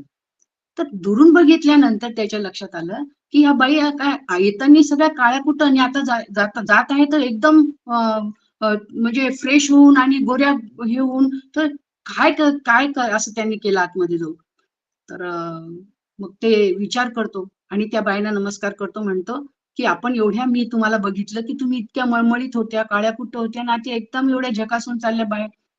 तर ते म्हणे, त्या बायका म्हणे की मी आधी परिचय करून दिला असता. मी गंगा, यमुना आणि सरस्वती, आम्ही तिन्ही नद्या आहोत. आणि दिवसभर लोक पवित्र अपवित्र आमच्या याच्यामध्ये स्नान करतात, त्यांची पापे आम्ही घेतो. आणि त्यांचे पापे घेत असल्यामुळे आम्ही मळकट होतो, थकून जातो दिवसभर. आणि पुन्हा आम्ही या वेळेस येतो, या आतमध्ये जे महात्माजी बसलेले आहेत तर त्यांची आम्ही सेवा करतो, स्वच्छ होतो, त्यांची सेवा करतो, त्यांच्या डोक्यावर पाय ठेवतो आणि आम्ही पुन्हा आमच्या कार्याला सकाळी सकाळी निघून जातो. तर मग हा विचारात पडला. आणि विचारात पडल्याबरोबर त्यांनी काय केलं, त्यांना भेटण्याची इच्छा हे केली महात्माजीला. गेला आतमध्ये. मग ते विचारतात, तू कोण आहेस, तुम्ही माझ्याबद्दल काही विचारू नका म्हणे, मी तर खूप गेलेला व्यक्ती आहे, तरी पण तू सांग. तर म्हणे पण तुम्ही आधी सांगा म्हणे महाराज, तुम्ही एवढे पवित्र कसे काय, तुम्ही एवढे पवित्र कसे काय. तर तो आधी नमस्कार करतो त्यांना आणि म्हणतो की मी जो पवित्र आहे ना, मी माझ्या आई वडिलांची जीवनात सेवा केली आणि माझ्या गुरूंची सेवा केलेली आहे. तर मग ते त्याच्या लक्षात येते आणि तिथंच त्यांना साष्टांग दंडवत घालतो आणि शाश्वत दंडवत घालून त्यांना तो तिथून निघतो, त्यांचा आशीर्वाद घेतो आणि तिथून निघतो. वारांगणीकडे येतो, तिला म्हणते तू माझी गुरुच बाई, तू मला पाणी मागितलं म्हणून मी तिथपर्यंत पोहोचलो, आता हे पाणी घे आणि मी चाललो म्हणे माझ्या आई वडिलांना आणायला. आई वडिलांना आणलं, सेवा केली आणि त्या गुरु महाराजाच्या आशीर्वादामुळे तो आपला सेवा केली आणि तो पवित्र झाला. गुरुसेवेमुळे, मोठ्यांची वडीलधाऱ्यांची सेवा, आई वडिलांची सेवा केल्यामुळे हा जीव पवित्र झालेला आहे. म्हणून तर म्हटलेलं आहे ना पंढरपूरमध्ये, फेकिली भगवंत भेटायला आले, फेकिली वीट हरीसाठी, थांबिले देव वाळवंटी. नंतर त्यांनी एवढा तो पवित्रपणाचा वसा घेतला आणि तो असं जीवन जगू लागला की जीवनामध्ये त्याच्याशिवाय दुसरं काही पवित्रच नाही. श्री गुरु जीवनात आल्यानंतर काय अपवित्रता राहणार आहे? पवित्रच होतो तो जीव. आई वडिलांची सेवा केली. आणि असं जे आहे, पुंडलिकाचे भेटी परब्रह्म आले का, तसं आपण आपल्या जीवनामध्ये श्री गुरूंचे चरण धरावे, म्हणजे त्यांच्या विचारात राहावे. ते विचार जर आपण आपल्या जीवनात ठसवू तर आपलंही जीवन पवित्र होतं. म्हणून सुचिरभूतता म्हटलेली आहे. ते अत्यंत आतून बाहेरून पवित्र असायला पाहिजे. आणि असं जे आहे, जैसे हृदय हे आपुले, चौफाळून या भले, वरी ठेवी पावले श्री गुरूंची. असं श्री गुरूंचे विचार आपल्या जर आचरणामध्ये आणले तर चरण तुझे मम भाळी लागो. सुनील भैयांचं भजन आहे हो, त्यांच्याकडनं तो पेटारा उघडायला लावायचा त्यांना. खूप छान छान भजनं त्यांची आहेत, 2-4 भजनं अगदी सुरुवातीला केलेले. तर चरण तुझे मम भाळी लागो, अत्यंत सुंदर भजन आहे. वेळेअभावी हे पूर्ण करत नाही मी, पुढे चालते. आता दक्ष, तर असं पवित्र पाहिजे. दक्ष म्हटलेलं आहे. दक्ष म्हणजे चतुर, कर्तव्य तत्परता. आता कुठं चतुरता असायला पाहिजे? अनपेक्षा सुचिर, सुचिरता बघितली. आता दक्ष पाहून राहिलो तर आचार्य म्हणतात कर्तव्याच्या ठिकाणी तत्पर असायला पाहिजे. वेळेचे भान ठेवावं लागणार, बोलायचं पुष्कळ आहे. तर चतुर म्हणजे कर्तव्याच्या ठिकाणी तत्पर असायला पाहिजे. तर कर्तव्य काय हो माझं? आचार्य म्हणतात अनेक कर्तव्य समोर येतात ज्यावेळेस, त्यावेळेस विवेक करायचा. कर्तव्य काय आहे, अकर्तव्य आहे. अकर्तव्य काय आहे? कर्तव्याची निवड करायची आणि अकर्तव्य बाजूला ठेवायचं. आणि असा जो जाणतो तो चतुर आहे. समर्थांनी तर एक पूर्ण समास सांगितला आहे चतुर्वर्णाचा. तर मानव देह केवळ भगवत प्राप्तीसाठी मिळालेला आहे, त्याच्यासाठी मनुष्य देह मिळालेला आहे. आणि त्याच्यात मला माझं कल्याण करून घ्यायचं आहे. ही चतुरता आपल्या अंगी असायला पाहिजे आणि शेवटच्या क्षणापर्यंत ही चतुरता असायला पाहिजे. तर आपलं ध्येय निश्चित असायला पाहिजे. तर जीवनमुक्त जो असतो ना, तो असं जगतो. तर चातुर्यांची लक्षणामध्ये समर्थ म्हणतात की जो मुक्त आहे तो चतुर असतो. आणि चतुर जो असतो तो जीवनात सुख समाधान शांती कमवण्यासाठीच तो आपल्या प्रयत्नात असतो. बाकीचं कोणतेच प्रयत्न, आणि हे प्रयत्न कसे मिळवतील याच्यासाठी कोणत्या गुणसंपदा पाहिजे याचा तो प्रयत्न करतो. सत्वगुणवर ठेवतो हेतू पुरस्सर. आणि सत्वगुणवर, कारण प्रयत्न केल्याने काय होतो? बद्धाचा मध्य होतो, मध्याचा मुमुक्षु होतो, नंतर तीव्र मुमुक्षु होतो आणि सिद्ध होतो. अशी त्याची प्रगती होत जाते. तर अनेक प्रकारच्या प्रयत्न आणि गुणसंपदा सत्वगुणवर ठेवून आपली गुणसंपदा आपल्याला तयार करायची आहे. त्याच्यामुळे अज्ञान नाहीसं होतं आणि ज्ञान वाढवण्यास मदत होते. आपण भौतिक जगताचं ज्ञान गोळा करत राहतो. काय काय गोळा करतो? त्याच्यामध्ये सगळं काय असते? भौतिक ज्ञानामध्ये अर्धवट असते, त्रुटी असते, दुःख असते. ते बरोबर अर्धवट झाल्यामुळे तुच्छता येते. कोणी सांगितलं अरे तू काम पूर्ण नाही केलं, पुन्हा तुच्छता येते. कितीही ज्ञान मिळवलं तर ते अर्धवट. पण पूर्ण ज्ञान आहे ना, हे ज्ञान मिळवण्यासाठी जो प्रयत्न करतो तो चतुर होईल. तर आत्मज्ञानाचा विचार आपल्याला करायचा आहे. कर्तव्याच्या ठिकाणी दक्ष राहायचं आहे आणि शेवटच्या क्षणापर्यंत दक्ष राहायचं. तो आता थोडी एक छोटीशी गोष्ट सांगते. एक घटोत्कच माहिती आहे, हेडंबा आणि भीमाचा मुलगा जो घटोत्कच, आणि युद्ध सुरू होतं. युद्धाच्या वेळेस घटोत्कचाला पाठवण्यात आलं. तर घटोत्कचाने शेवटच्या क्षणी तो दक्ष कसा होता याच्याबद्दल मी सांगत आहे. की त्याचं शरीर पडलं, आधी शरीर पडायच्या आधी त्याला विचार आला की दुर्योधनने सांगितलं की कर्णा आता हा मरणार नाहीये आणि तू जो अमोघ बाण ठेवलेला आहे अर्जुनासाठी, तर तो अमोघ बाण तू वापर. आणि तो अमोघ बाण वापरायला सांगितला तर तो म्हणे हे मी अर्जुनासाठी ठेवलेलं आहे, मी वापरत आता नाही करणार, कारण ह्याला मारलं. ते म्हणे ह्याला जर नाही मारलं तर आपण मरून जाऊ, तर मग कोणासाठी ठेवायचा तो अमोघ बाण? माझी आज्ञा आहे, तो बाण काढ. आणि त्या बाणाने त्याने त्या घटोत्कचाला मारलं आणि घटोत्कच गतप्राण झाला. पण शेवटच्या क्षणी आता तो घटोत्कचाचा देह कुणीकडे पडावा? कारण पांडवाकडनं पडला तर अनेक लोक मरतील, तर त्यांनी आपला देह कौरवाकडनं पडला, जेणे 5-50 लोक आणखी मरतील. म्हणजे शेवटच्या क्षणापर्यंत तो दक्ष होता ना. तसं मला कुठे दक्ष राहायचं आहे जीवनामध्ये? मला माझ्या स्वरूपाच्या ठिकाणी दक्ष राहायचं आहे, त्या स्वरूपामध्ये स्थिर व्हायचं आहे. आणि असंच आपण हे करू त्यावेळेस दक्ष कुठे राहायचं आहे? मला माझ्या जीवनामध्ये आत्मवारी करायची आहे, मला माझ्या जीवनामध्ये आत्म्याच्या ठिकाणी स्थिर राहायचं आहे. हेच माझं दक्षता मला सांभाळायची आहे. आणि असं दक्षता सांभाळून तर इथे मला आनंदानं राहायचं. माझ्या आनंदाला दुसऱ्यांनी धक्का लावावा, दुसऱ्यामुळे आपला आनंद हे होतो, ढळतो, तर असं नाही. तर मला काय करायचं? प्रत्येक क्षण आनंदाने जगायचं. आणि मला सुद्धा माझ्या आनंदाला धक्का देण्याचा अधिकार नाही, असं आपले श्री गुरु वारंवार सांगतात. माझ्या आनंदाला मला धक्का नाही द्यायचा आहे. तर असं जे आहे, आनंदाने राहा, आनंदाने जगा आणि आनंदानं या देहात सोडायचं आहे. इथे दक्ष राहायचं आहे. आणि हे केवळ गुरुकृपेने कळते हो. जाणतेने गुरु भजीजे. उदासीन, इथे दक्ष राहायचं. तर उदासीन, उदासीनता काय हो? उद अधिक आस. जिथे कोणतीही आस आपल्या मनामध्ये नाही आहे, ज्याने या आस म्हणजे पुन्हा इच्छा आली तर त्या आस जी आहे ना, जाणीवपूर्वक हकालपट्टी केलेली आहे आणि केवळ तटस्थतेने वागतो. आणि असा जो आहे तो सिद्धांची उदासीनता असते ना, तिथे पराभूत मनोवृत्ती नसते. का बरं ही उदासीनता सांगितलेली आहे? कारण सिद्ध जे असतात तिथे उदासीन मनोवृत्तीच नसते. ये कैसी उदासी छा गई या देहामध्ये असते, देहादी जगतामध्ये असते. पण भगवान संतांच्या ठिकाणी ही नसते. चेहरा पडलेला नसतो, उसासे सोडणे नसते, आणि आपलं तर हेच चालत राहते. तर सिद्धांची जी सहस्थिती आहे ना, ती साधकाची साधना व्हायला पाहिजे. म्हणून माऊली म्हणते की व्याप्त आणि उदास जैसे का आकाश तैसे जयाचे मानस सर्वत्र गा. आकाश जसे व्यापक आहे, सगळीकडे आहे, पण जगातील सर्व व्यवहाराविषयी उदासीन असतो आकाश. कोणी या, कोणी द्या, कोणी घ्या, कोणी काही करा, आकाशाला काही देणं घेणं आहे का?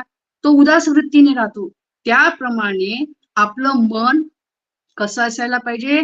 त्याचं मन सर्वत्र व्यापक असतं ना, तर त्याला कुठलं काही जाणायचं नसतं, करायचं नसतं, भोगायचं नसतं.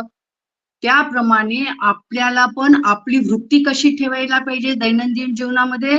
काही जाणायचं नाही, काही करायचं नाही, काही भोगायचं नाही, उदासीन वृत्तीने राहायचं. ज्याच्या आशा आकांक्षा निघून गेल्या ना, तो आनंदात राहतो आणि भगवत स्वरूप होतो. गतव्यथा हा अत्यंत महत्वाचा विषय आहे हा, गतव्यथा. आता गतव्यथा हे लक्षण सांगितलेलं आहे की दुःखमुक्त जीवन. कुणाला नाही आवडणार हो दुःखमुक्त जीवन? सगळ्यांनाच आवडते. सगळ्यांचा तोच खटाटोप आहे की दुःखातून मुक्ती व्हायला पाहिजे. आता गतव्यथा म्हणजे काय? जो व्यथेने रहित असतो, व्यथाच नसते त्याच्या ठिकाणी, कोणतीही व्यथा नाही. शरीराची व्यथा नाही, मनाची व्यथा नाही, जगताची नाही, कुटुंबाची नाही, कोणतीच व्यथा तिथे नाही आहे. असं जीवन जे आहे ते किती आनंदाचं जीवन होतं. नाहीतर आपण रडत बसतो, माझ्याच नशिबात असं का? येथून आपल्या मनामध्ये अनेक वेळा विचार. पण सिद्धांच्या ठिकाणी ही कोणतीच व्यथा नसते. म्हणून मानसिक व्यथा नसते, कारण त्याचा विचार झालेला असतो. गतासू न गतासू नानु शोचती पंडिता. म्हणजे जो ज्याच्यासाठी शोक करणे योग्य नाही अशासाठी शोक करू नये, आणि आपण त्या शोकामध्ये डुबलेलो असतो. म्हणून मानसिक व्यथेमध्ये असतो. अनेक प्रकारच्या व्यथा असतात. भूत भविष्याचं चिंतन करत बसतो, म्हणजे व्यथा जमा करतो. तर पण सिद्ध असतो तो काढतो या सगळ्या गोष्टीपासून मुक्त असतो. सिद्ध असतो तो कसा असतो? ईश्वर शरणागत असतो, प्रारब्ध स्वीकारलेलं असतं, गुणांच्या अधीन तो नसतो, कोणतेही विकार तिथे नाही, कोणते विषय नाही, कोणती काळाची अवस्थाची कोणत्याही बंधनामध्ये तो अडकत नाही, व्यथेने रहित असतो. त्रिविध तापाचं भार नसतं. त्याच्यानंतर कोणत्या डोक्यावर त्या त्रिविध तापाचा भार वाहत नसतो. त्यामुळे अंतःकरण कसं असतं? मोकळं असतं. त्रिविध तापांचा भारच नाही. अखंड दुःख, आपण अखंड दुःखामध्ये राहतो. होऊन गेलेल्या गोष्टीचा काय होईल, कसं होईल, करू की नको करू, आगामी शोक, अनेक प्रकारच्या शोकामध्ये असतो. पण संत महात्मे कसे असतात? सिद्ध कसे असतात? माऊली म्हणते संसार व्यथे फिटला, जो नैराश्य विनाटला, व्याधा हातोनी सुटला, विहंगू जैसा. व्यथाच टाकून दिल्या, व्याधाला, व्याध मारायला गेला पक्षीला, पण तो पक्षी काय झालेला आहे? व्याधाच्या हातून पक्षी सुटावा आणि त्याला मग आनंद होतो फिरण्यामध्ये. अगदी त्याप्रमाणे या संसाराच्या तावडीत सुटल्यानंतर अखंड आनंदच आहे ना, या दुःखातून मुक्तीच होते ना. व्यथाच टाकून दिल्या तर आनंदाचं जीवन होतं. कोणतं संसाराचं बंधन राहत नाही, कोणती भ्रांती नाही. 5 भ्रांती आपल्याला माहित आहे, त्याचं बंधन नाही. अज्ञान, भेदभाव, रागद्वेष, धर्म अधर्म, विकार नाही. आणि असं जीवन किती आनंदाचं राहणार आहे. व्यथच नाही त्या जीवनामध्ये, व्यथेचा भारच त्यांनी टाकून दिलेला आहे. असा जो आहे तो गतव्यथा म्हटलेला आहे. संतांनी हे अनुभवलेलं आहे, म्हणून दुःख नव्हे ओखदा एवढं तुकाराम महाराज म्हणतात. तर व्यथेच्या बाबतीत कोणती चिंता विवेचना आपण करू नये. व्यथेच्या बाबतीत उदासीन असतात. आणि मग ही व्यथा जी आहे ती ही व्यथाच्या ठिकाणी श्री गुरु व्यथेचं कारणच दूर करतात. कारणासह वर्तमान सकल दुःख निवृत्ती, परमानंदाची प्राप्ती. दुःख निवृत्त करायचं असेल तर शास्त्र सांगतं, संत सांगतात की व्यथेचे दुःखाचे कारणच घालवतात ते. आणि व्यथेचे दुःखाचं कारणच घातल्यामुळे आपण आनंदी होतो. दुसरं कोणीही याच्यातून आपल्याला तारू शकत नाही. केवळ शास्त्र आणि श्री गुरुच आपल्याला याच्यातून तारतात कारणासह. म्हणून जेव्हा जेव्हा जो आत्मरूप झालेला असतो ना, तेव्हाच तो सुखी असतो. थोडासा आत्म्यापासून ढळला की तो दुःखामध्ये सापडतो. मीच मला टेस्ट करायचं. समजा मी जीवनामध्ये रडगाणं गात असेल, रडत असेल, दुःख जीवन घालवत असेल, समजायचं की मी त्या आत्म्यापासून दूर आहे, त्या भगवंतापासून दूर आहे. मीच मला तपासून घ्यायचं. तर असं गतव्यथा. तर सिद्धाचं जीवन कसं असतं आपण बघितलं की आनंदाचं असतं. तसं आनंदाचं जीवन आपल्याला सगळ्या शोक व्यथा वगैरे सर्व गेलेल्या पाहिजे. म्हणून मी म्हटलं शोक मोह से गिरिजाये, गीता वचन हृदयला आहे. आणि अशा व्यथेच्या वेळेस आपल्याला काय करायचं आहे, हे गीतेचे वचन आपल्याला लक्षात ठेवायचे आहे. आणि असं जीवन आपल्याला जगायचं आहे. असं जीवन जगू त्यावेळी जीवनामध्ये आनंद येईल. आणि मग म्हटलेलं आहे सर्वारंभ परित्यागी. सर्वारंभ परित्यागी म्हणजे कोणत्या कर्माचा, काम्य कर्माचा आरंभ नाही. आपल्या जीवनामध्ये असतो की मला दुकान उघडायचं, त्याचा शुभारंभ म्हणतो, शुभही म्हणतो त्याला, आणि शुभारंभ करतो. तर आणि संत कसे असतात, कोणते म्हणजे लक्षणं कोणती सांगितलेली आहे भगवंतांनी या भक्ताची, की कामकर्माचा त्यांनी त्याग केलेला असतो, कर्मफळाचाही त्याग केला असतो. त्यामुळे मनात कोणती नवी आशाच नसते. शारीरिक दृष्ट्या कर्म करतो पण अंतःकरणात कोणतीही फलाशा नसते. म्हणून तो कोणत्याही कर्मामध्ये लिप्त होत नाही. आणि असं आपल्याला हे करायचं आहे. सिद्ध भक्त नामात रंगलेला असतो. हा सिद्ध यामध्ये रमत नाही, कर्मामध्ये कोणत्याच रमत नाही. कारण त्याला माहित असतं की कर्ता करविता ईश्वर आहे, त्यांनी मला जे द्यायचं ते दिलेलं आहे, जे मिळायचं ते मिळालेलं आहे. म्हणून कोणत्याही काम्य कर्मामध्ये तो अडकत नाही. आणि मला मान मिळावा, धन मिळावं यासाठी कोणतीही फलेच्छा ठेवत नाही. नवीन कर्माचा शुभारंभ नाही. आणि मनाला त्रासवृत्ती होईल अशी एकही गोष्ट तो करत नाही. आपण तुकाराम महाराजीची स्थिती बघितलेली आहे. तुझे रूप चित्ती राहो, मुखी तुझे नाम. तर असं चित्त याच्याने हे केलेलं आहे असतं. नामामध्ये रंगलेले असतात, स्वरूपामध्ये सहस्थिर असतात. जागृती, स्वप्न, सुषुप्ती कोणत्याही वेळी ते स्थिरच असतात तो त्या ठिकाणी. त्यामुळे सगळ्या काम्य कर्मामध्ये त्यांचं मन लागत नाही. असा जो आहे म्हणून म्हटलेलं आहे सर्वारंभ परित्यागी. या सर्व काम्य कर्माचा त्यांनी त्याग केलेला असतो. योमत भक्ता समेप्रिय.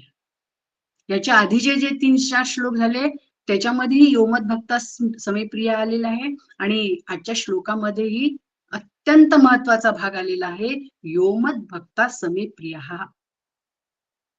की सर्व लक्षणांनी संपन्न जो असतो, आपण जे आता लक्षणं बघितले, अनपेक्षा, सुचिर दक्ष, उदासीनो, गतव्यथा, सर्वारंभ परित्यागी, सर्व काम्य कर्माचा त्यांनी त्याग केलेला असतो. योमत भक्ता समेप्रिया. मग योमत भक्ता समेप्रिया म्हणजे अशा सर्व लक्षणांनी संपन्न भक्ता मला अत्यंत प्रिय आहे. कारण तिथे स्वार्थ नसतो, अभिमान नसतो, आसक्ती नसते, आग्रह नसतो, कोणतंही प्रयोजन नसतं, कोणतंही मागणं नसतं. आणि अशा ज्या गोष्टी आहेत त्या भगवंताकडे या गोष्टी नसल्यामुळे तो आपोआप भगवंताकडे ओढल्या जातो.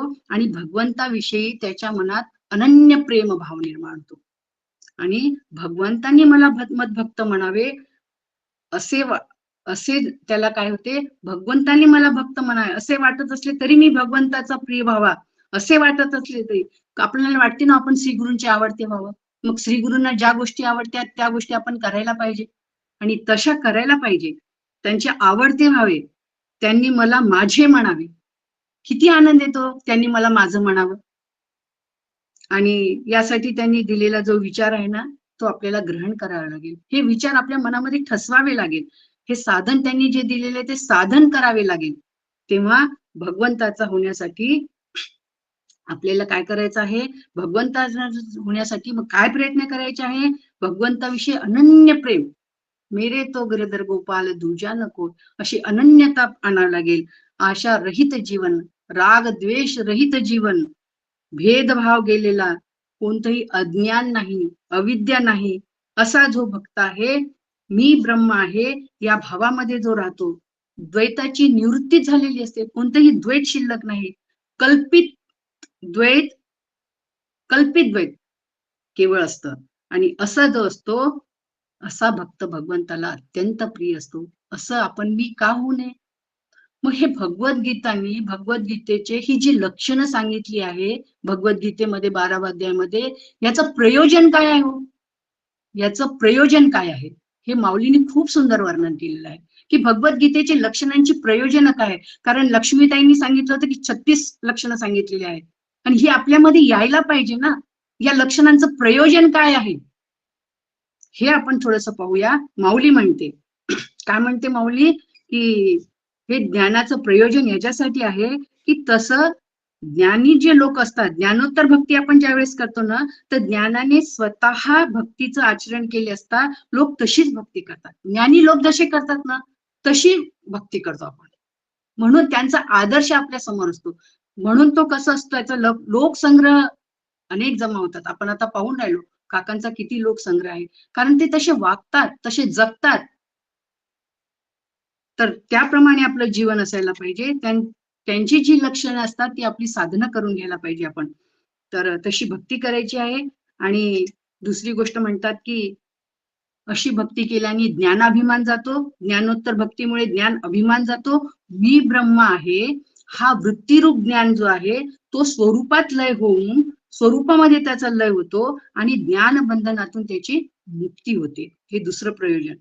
तिसरं प्रयोजन सांगितलं की अखंड चित्त कुठं असतं, तर अखंड चित्त त्या भगवंतामध्ये असल्यामुळे, त्या स्वरूपाच्या ठिकाणी असल्यामुळे सगळं दुःख टळतो, दुःखच नाहीसं होतं. ओखदा एवढे दुःख नोय, ओखदा एवढे, दुःखामध्ये तो रमतच नाही.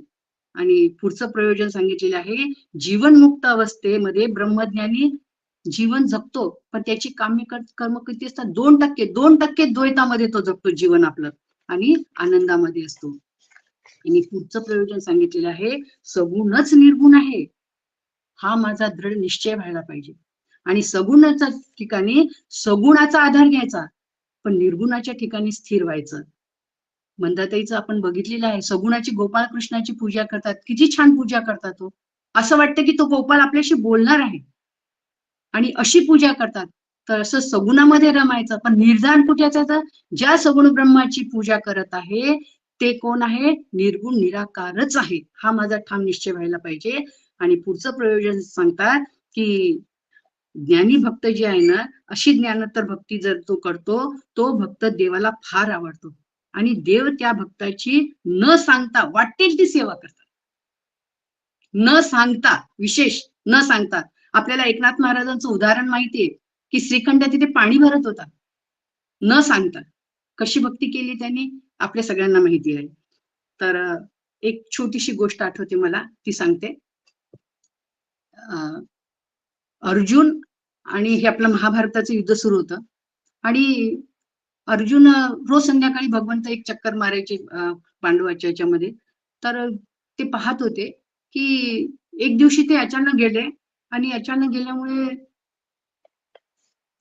थकलेला होता अर्जुन, खूप थकलेला होता आणि थकलेला असल्यामुळे तो झोपला होता आणि ओले केस होते, आंघोळ केला, जेवण केलं आणि झोपला असं लोटांगाने. केस त्याचे लांब कुरळे होते, असे तो झोपला आणि झोपल्यामुळे काय झालं, त्याचे केस ओले होते. भगवंत आले आणि तो खूप थकलेला पाहून भगवंत तिथे बसले आणि त्याचा एक केसची बट आहे ना ती अशी मोकळी करून वाळू घालण्यासाठी वाळून जायला पाहिजे, म्हणून तो प्रयत्न करत होते. आणि एक एक बट आपल्या गालाला लावून पाहायचे ती वाळली की नाही. आणि हा प्रसंग नारद मुनींनी बघितला. नारद मुनी आले, भगवंत हे तुम्ही काय करत आहे? तर भगवंत म्हणतात, अरे हा केस आहे पहा, हा मी माझ्या म्हणजे वाळले की नाही हे पाहत आहे, आणि याच्या एका एका केसामधून कृष्ण कृष्ण धूर आहे. तर अंगाला शहारे येतात पहा ही घटना ऐकली तर आपण.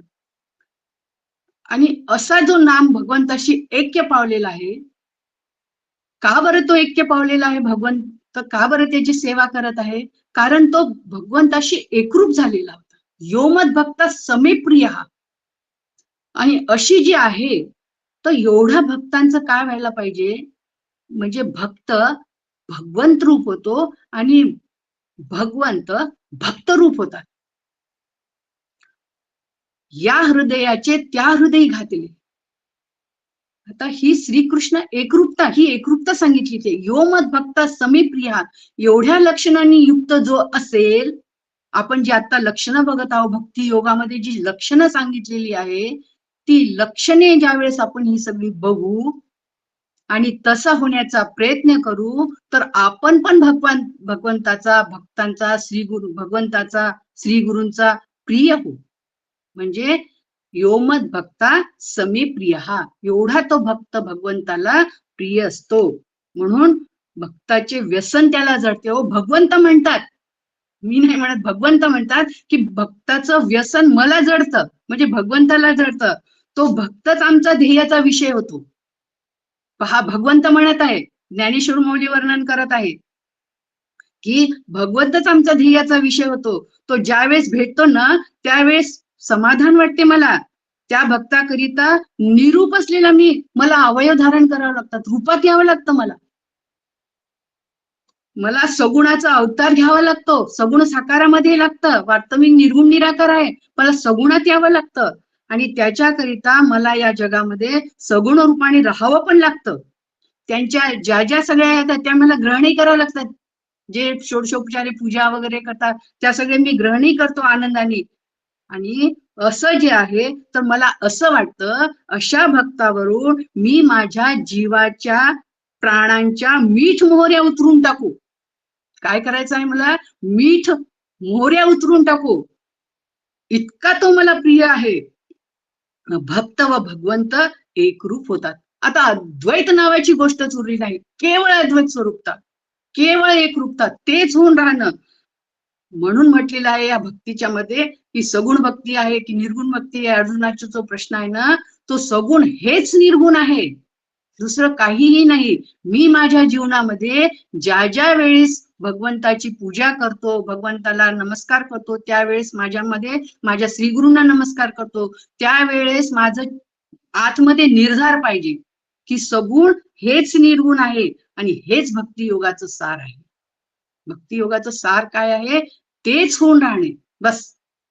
पण जाणून, आपण आधी सुरुवातीलाच बघितलं, जाणून भक्ती करीजे. आणि अशी जाणून भक्ती आपल्याला करायची आहे, म्हणजे जीवन आनंदाचं होतो. योमद भक्ता समे प्रिय. म्हणून आजच्या श्लोकातून अनपेक्षा सुचिर दक्ष उदासीनो गत व्यथा सर्वारंभ परित्यागी योमद भक्ता समे प्रिय. मी भक्तांचा आवडता भक्त होतो, पण एवढ्या योग्यतेने, एवढ्या सगळ्या लक्षणांनी युक्त व्हायचं आहे आपल्याला, आणि आपल्याला जीवन आनंदाचं करायचं आहे. आणि हे आनंदाचं जीवन आपण ज्यावेळेस जगू ना, तर हे जीवन आपलं आनंदाचं होणार आहे. म्हणून भगवद्गीताही आपल्याला उपदेश करते. हो, वारंवार आपल्याला भगवद्गीतेचा उपदेश असतो. भगवद्गीता आपल्याला काय सांगते? शोकमुक्त हो, मोहमुक्त हो, होणारच आहो. केवळ आनंदाच्या रूपाई, आनंदाच्या ठिकाणी आपण स्थिर होणार आहोत. आणि सगळे या आनंदाच्या ठिकाणी या स्वाध्याय मंचाच्या निमित्ताने आपण आपले जे प्रवचन या स्वाध्याय माला जे सुरू आहे, ते नवीन लोकांना असे बोलतात ना, म्हणजे तोत्रे बोल जशी आई बोलते ना, मुलगा बोलतो आणि आई ऐकते आणि आईला आनंद होतो, तसं हे नवीन लोक किंवा जे आहेत, कोणी ऐकण्याच्या माध्यमातून, कोणी सांगण्याच्या माध्यमातून, पण उद्देश काय आहे? ध्येयरूप होणं. ते ध्येयरूप होतात. तर आपण सगळ्यांनी आपल्या जीवनामध्ये भगवद्गीतेचा अभ्यास करावा. बाकी जे सांगतात आपल्याला थोर मंडळी म्हणजे आपले श्री गुरु जे आपल्याला साधन देतात ते साधन आपण जर नीट केलं तर आपलंही जीवन आनंदाचं होणार आहे आणि आनंदानं जीवन जगायचं आहे. आणि आपण भाग्यवान आहोत, आपल्याला असे श्रीगुरु लाभलेले आहेत आणि त्याच्यानंतर बाकी आचार्य मंडळी लाभलेली आहेत. तर का ना आपण आपल्या याच्यामध्ये आनंदामध्ये सहभागी होऊ नये. तर सगळ्यांनी हा आनंद लुटावा, किती लुटा, पोते भरभरून लुटा, बस या आनंदामध्ये राहायचं आणि आनंदानं राहा, आनंदानं जीवन जगा आणि आनंदानं या देहाचा त्याग करायचा आहे. मैं कभी नाही मरता, शरीर मरने वाला आहे, भगवद्गीता आधीच सांगते आपल्याला. असं तत्वज्ञान आपल्या जीवनात उतरलं तर आपण आनंदाचं जीवन होऊ, आनंदाचे धनी बनू आणि सगळ्यांना आनंदाचे धनी बनू ही ईश्वरचरणी प्रार्थना करते आणि आजच्या चिंतनाला पण विराम देऊया. रामकृष्ण.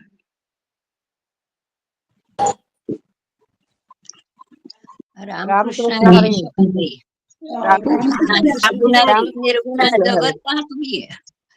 रामकृष्ण. रामकृष्ण. रामकृष्ण हरी भाभी, साष्टांग दंडवत तुम्हाला. रामकृष्ण हरी. अत्यंत सामर्थ्य आणि वाणीमध्ये सामर्थ्य आणि ज्ञानामध्ये तेज आज दिसलं आणि अत्यंत सुंदर असं तुम्हाला साष्टांग प्रणिपात. हे तेज वाणीमधलं ज्ञानामधलं तुमच्या सगळ्यांमध्ये येऊ अशी सद्गुरुजनांनी आज प्रार्थना करते.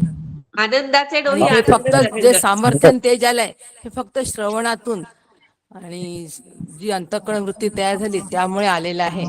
प्रत्येक श्रोत्यांनी हे लक्षात ठेवायचं की श्रवण काय करू शकतं. अभि तुम्हाला साष्टांग प्रणिपात करतात.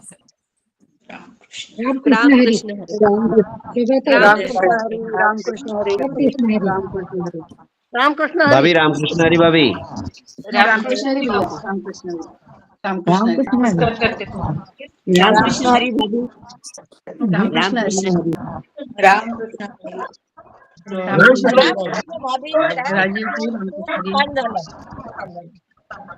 रामकृष्ण. रामकृष्ण. शालिनी ताई रामकृष्ण हरी. रामकृष्ण हरी. रामकृष्ण हरी. रामकृष्ण हरी. रामकृष्ण हरी. रामकृष्ण हरी. नाना नानी रामकृष्ण हरी. प्रतिभा ताई रामकृष्ण हरी. रामकृष्ण हरी. रामकृष्ण हरी. छायाजी रामकृष्ण हरी. रामकृष्ण हरी. रामकृष्ण हरी. रामकृष्ण हरी. काकीजी. रामकृष्ण हरी बेटा. रामकृष्ण हरी. सुनीता ताई रामकृष्ण हरी. रामकृष्ण हरी. रामकृष्ण हरी भाभी. रामकृष्ण हरी. आबा भाभी रामकृष्ण हरी. रामकृष्ण हरी भैया. लीला ताई रामकृष्ण हरी. नीला ताई रामकृष्ण हरी. अच्छा लगा. रामकृष्ण हरी भैया. बहुत रामकृष्ण हरी. आपने तो कहानियों के द्वारा बहुत अच्छा समझ में आता है ना. रामकृष्ण हरी. रामकृष्ण नाही हरी काय भैया. काय बोलू असं झालं होतं. हो ना, खूप छान. संजय भाई रामकृष्ण हरी. आणि पूर्ण तुमच्या संजय भैया मी नागपूरला आहे, आता ब्रह्मपूरला चाललो.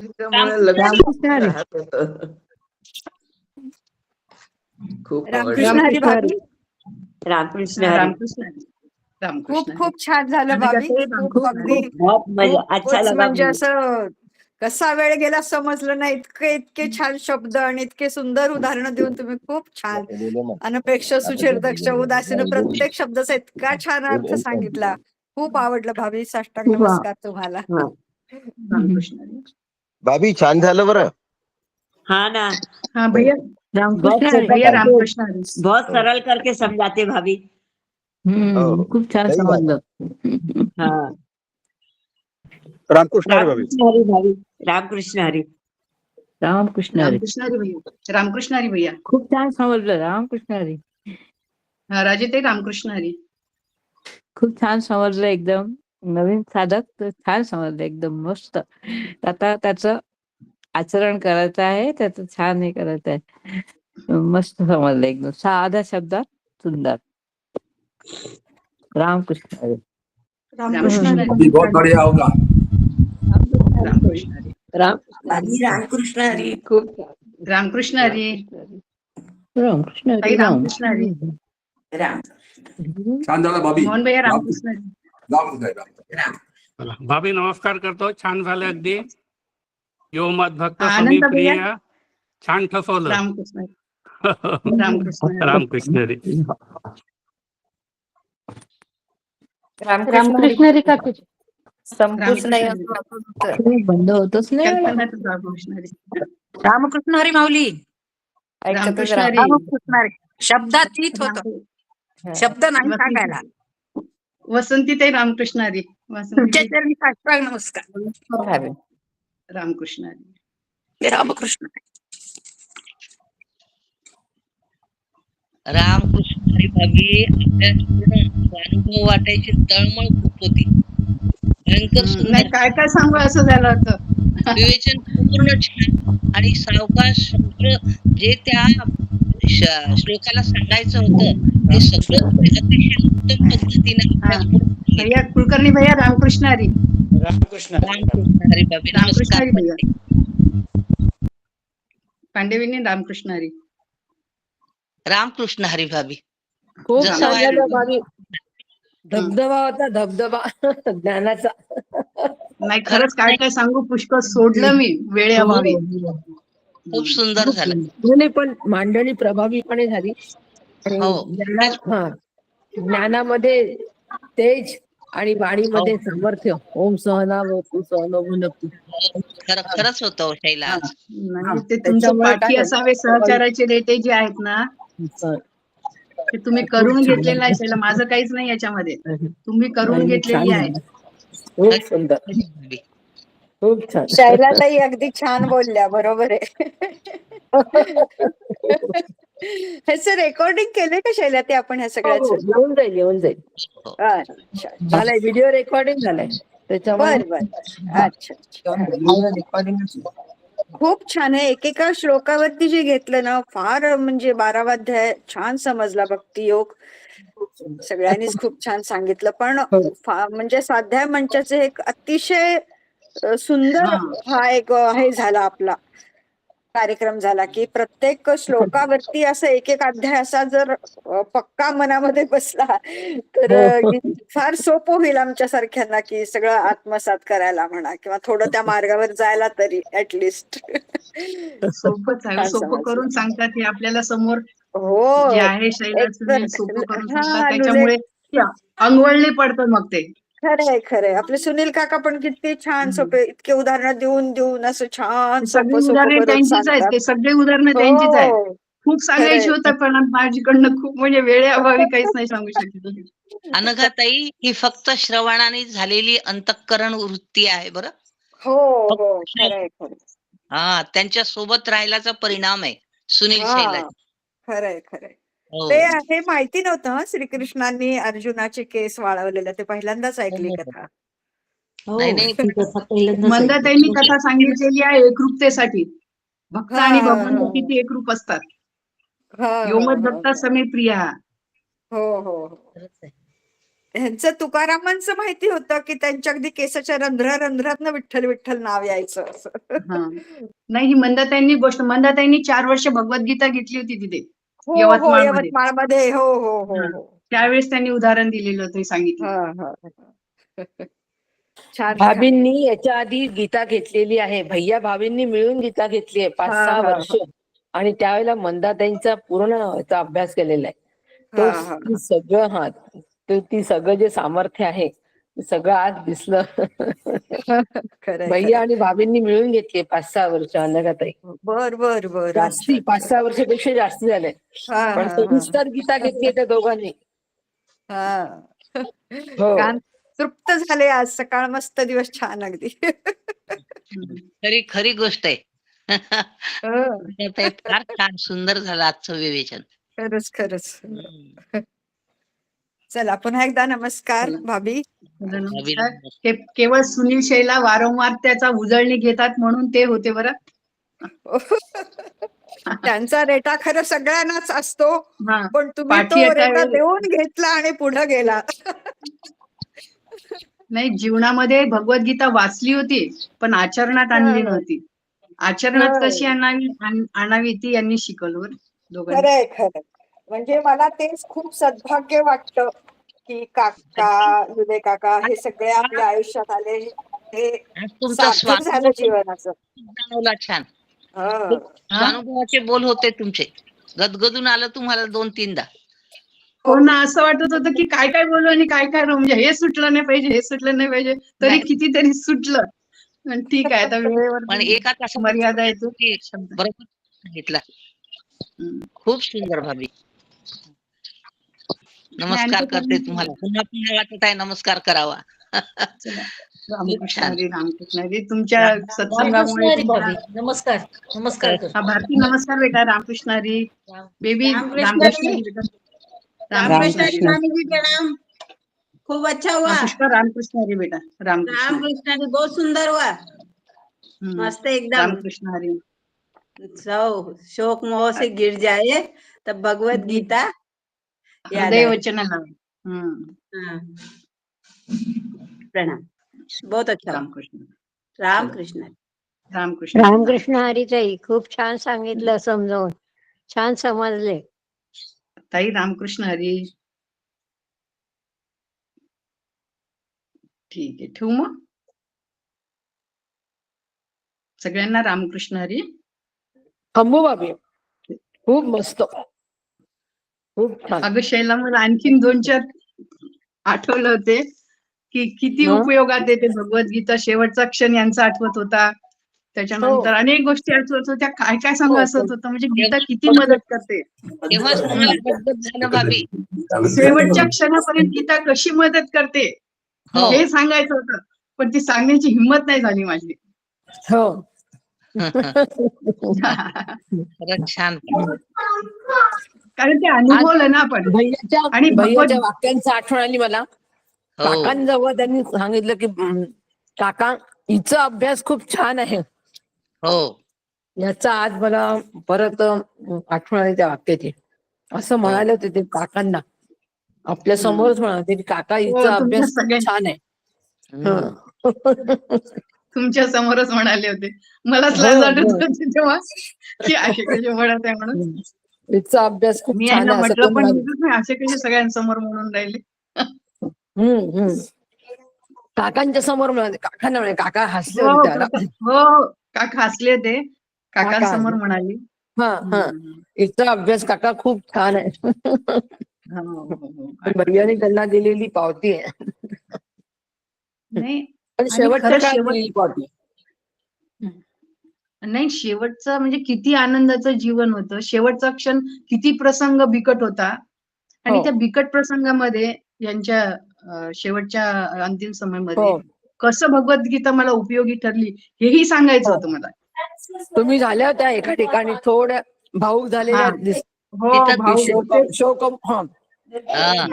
दुःख शोकाच्या वेळेला भगवद्गीता हे करते, त्यावेळेला तुम्ही थोड्या हे झाल्या होत्या. अगं ते मी काढले होते, तेशामः समुद्रता मृत्यू संसार सागरात आहे ना, हा मुद्दा काढला होता, पण तो मुद्दा घेतला नाही. म्हटलं तो सांगता येणार नाही आपल्याला, म्हणून थांबून घेतलं तेवढं. नाही, छान झालं भावी.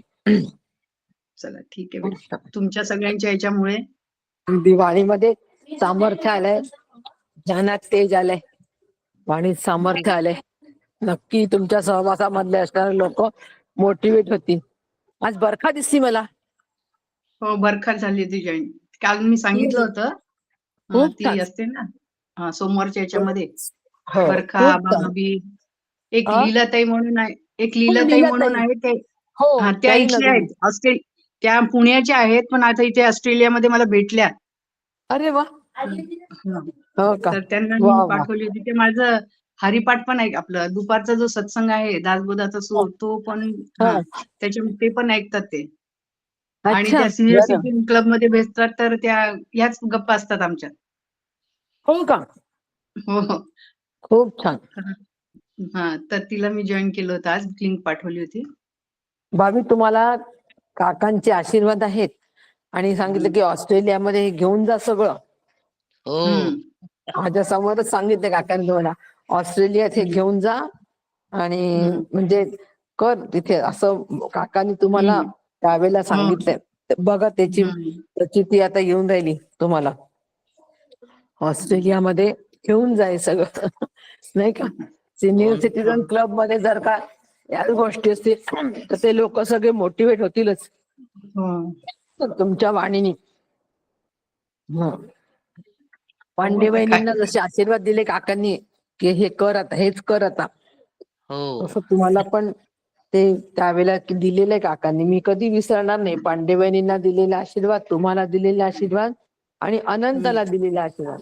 जाणता आहे तर त्याच्या बोलण्यामध्ये पहा जाण त्यांनी तयार केली की नाही अनंताने, आहे की नाही. जाण किती महत्वाची आहे. हा, अनंताने त्याच्या बोलण्यामध्ये बरोबर जाण तयार केली. हो. तुमचा अभ्यास छान आहे असं भैयानी म्हटल्यावर काका हसले होते. त्याची आज प्रचिती आहे. पांडेपर्यंत तर प्रश्नच नाही. लेखणी सामर्थ्य काकांनी त्यांना सांगितले परत जा. काकांचे आशीर्वाद फळलेले कसे दिसतात असे, खूप छान. सगळं तुमच्या दोघांमुळे शैला. त्यांच्यामुळे अंतःकरणाचं घडण तुम्ही तयार केली शैला. आम्ही भगवद्गीतेचा अभ्यास आधी करत आपण तयार होतो. झालो. आपण तयार झालो. मुख्य स्त्रोत तिथून आला. तयार झालो. मुख्य मला स्त्रोत एवढं तिथून वाक्य आला. बोलू दे. त्यांच्या ही माध्यमातून अशी वेगळी भगवद्गीता का सांगतात, काय सांगतात, तर ते गडावरची भगवद्गीता तुम्ही आम्हाला ऐकवत होते. मी म्हटलं अशी भगवद्गीता तर ऐकलीच नाही. आणि म्हणून मग भगवद्गीतेला मी काकांच्या गडावर आले. इथून सुरुवात झाली मग अनुग्रहीचं. हेही प्रसंग मी लिहून ठेवला होता की काकांना कसे जुडलो म्हणून भगवद्गीतेमुळे. ते सगळं वेळेअभावी नाही सांगण्यात आलं. नाही, पण भाभी हे सगळं आपलं ऑफलाईनली झालं सगळं सत्संग प्रत्यक्ष. खरं सांगते मी तुम्हाला, खूप प्रभाव ऑफलाईनचा असल्यामुळे तो फरक पडतोच आहे. खरंच सांगते भाभी, एवढं हे सगळं ऑफलाईन मुळे आपण हे झालंय मी. शैला फक्त काय तुला सांगू का, खरोखर प्रत्यक्ष ज्यावेळेस भेटत होतो ना आपण, सत्संग होत होता, त्याचा परिणाम काही वेगळाच होता. त्याचा परिणाम आहे भाभी. आणि हा. हा अनुभव आता मला येतोय.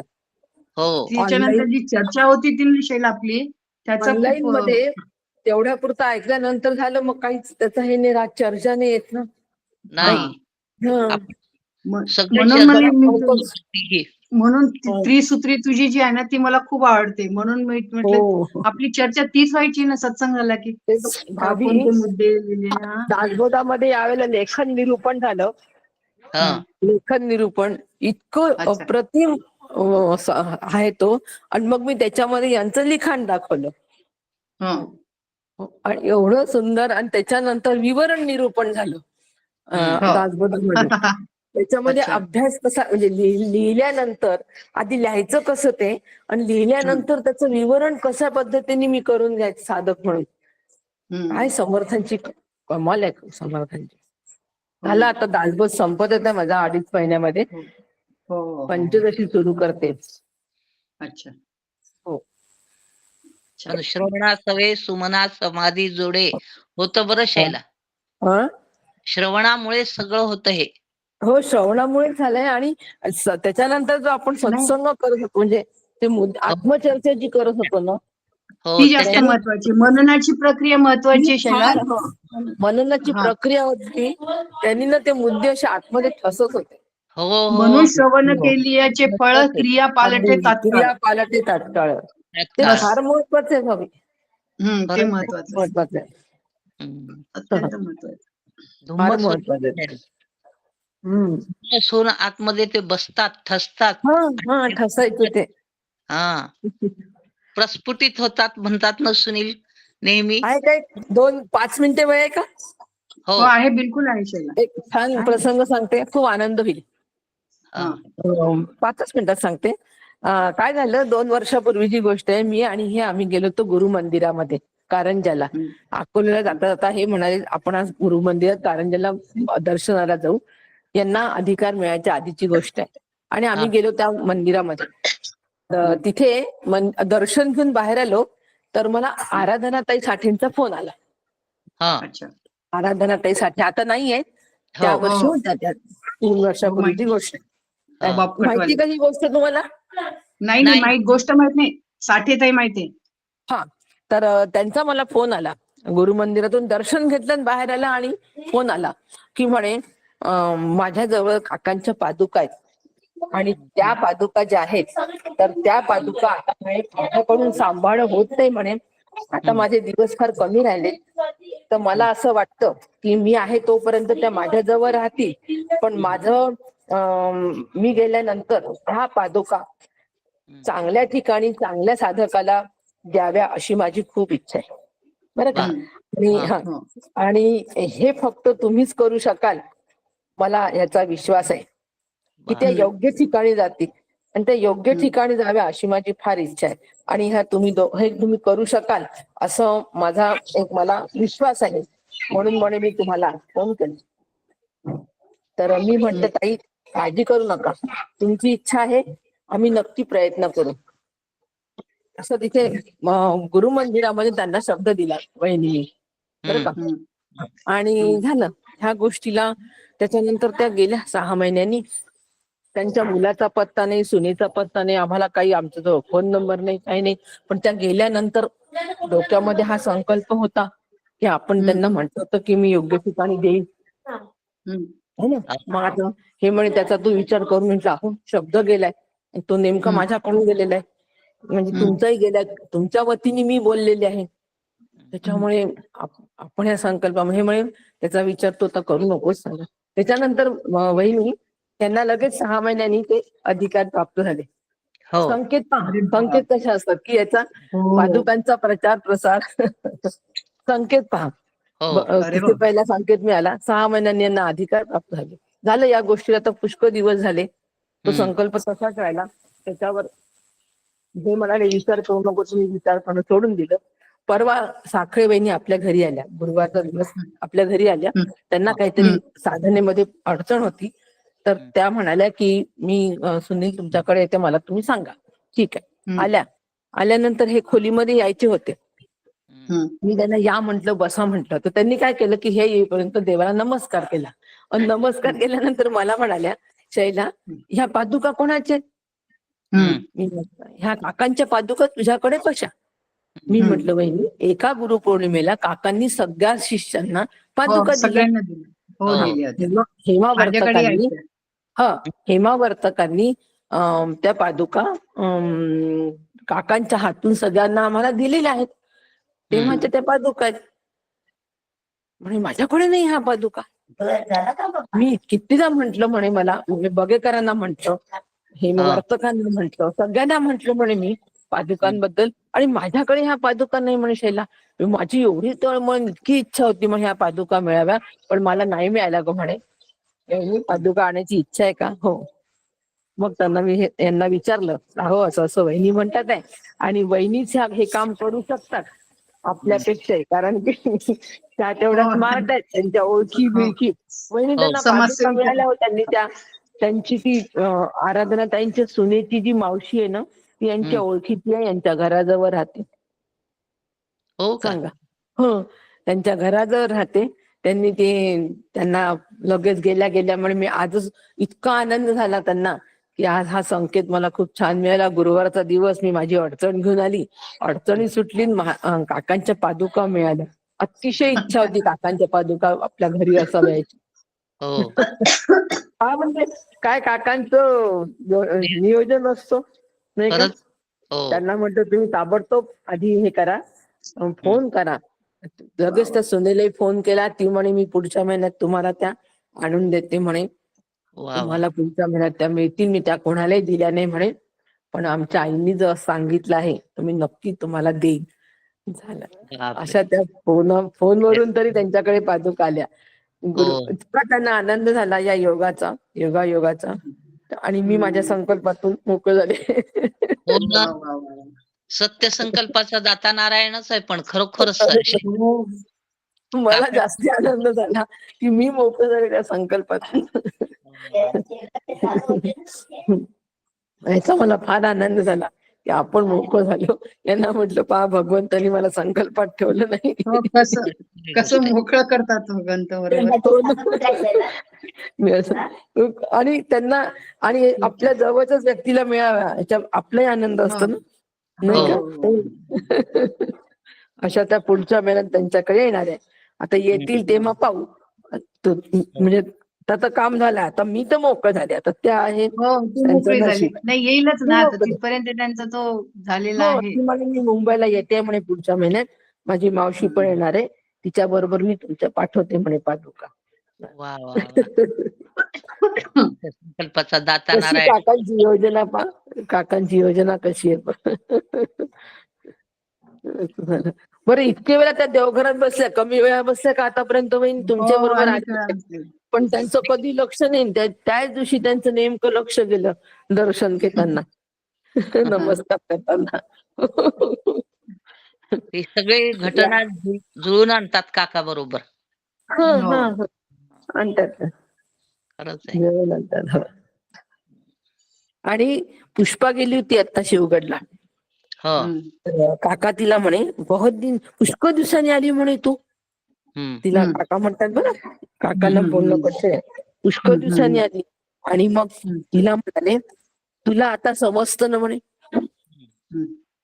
काका तिला म्हणाले, थोडं लक्षात ठेव. तिला म्हणाले, काका तुला आता समजतंय ना म्हणे. सांगा.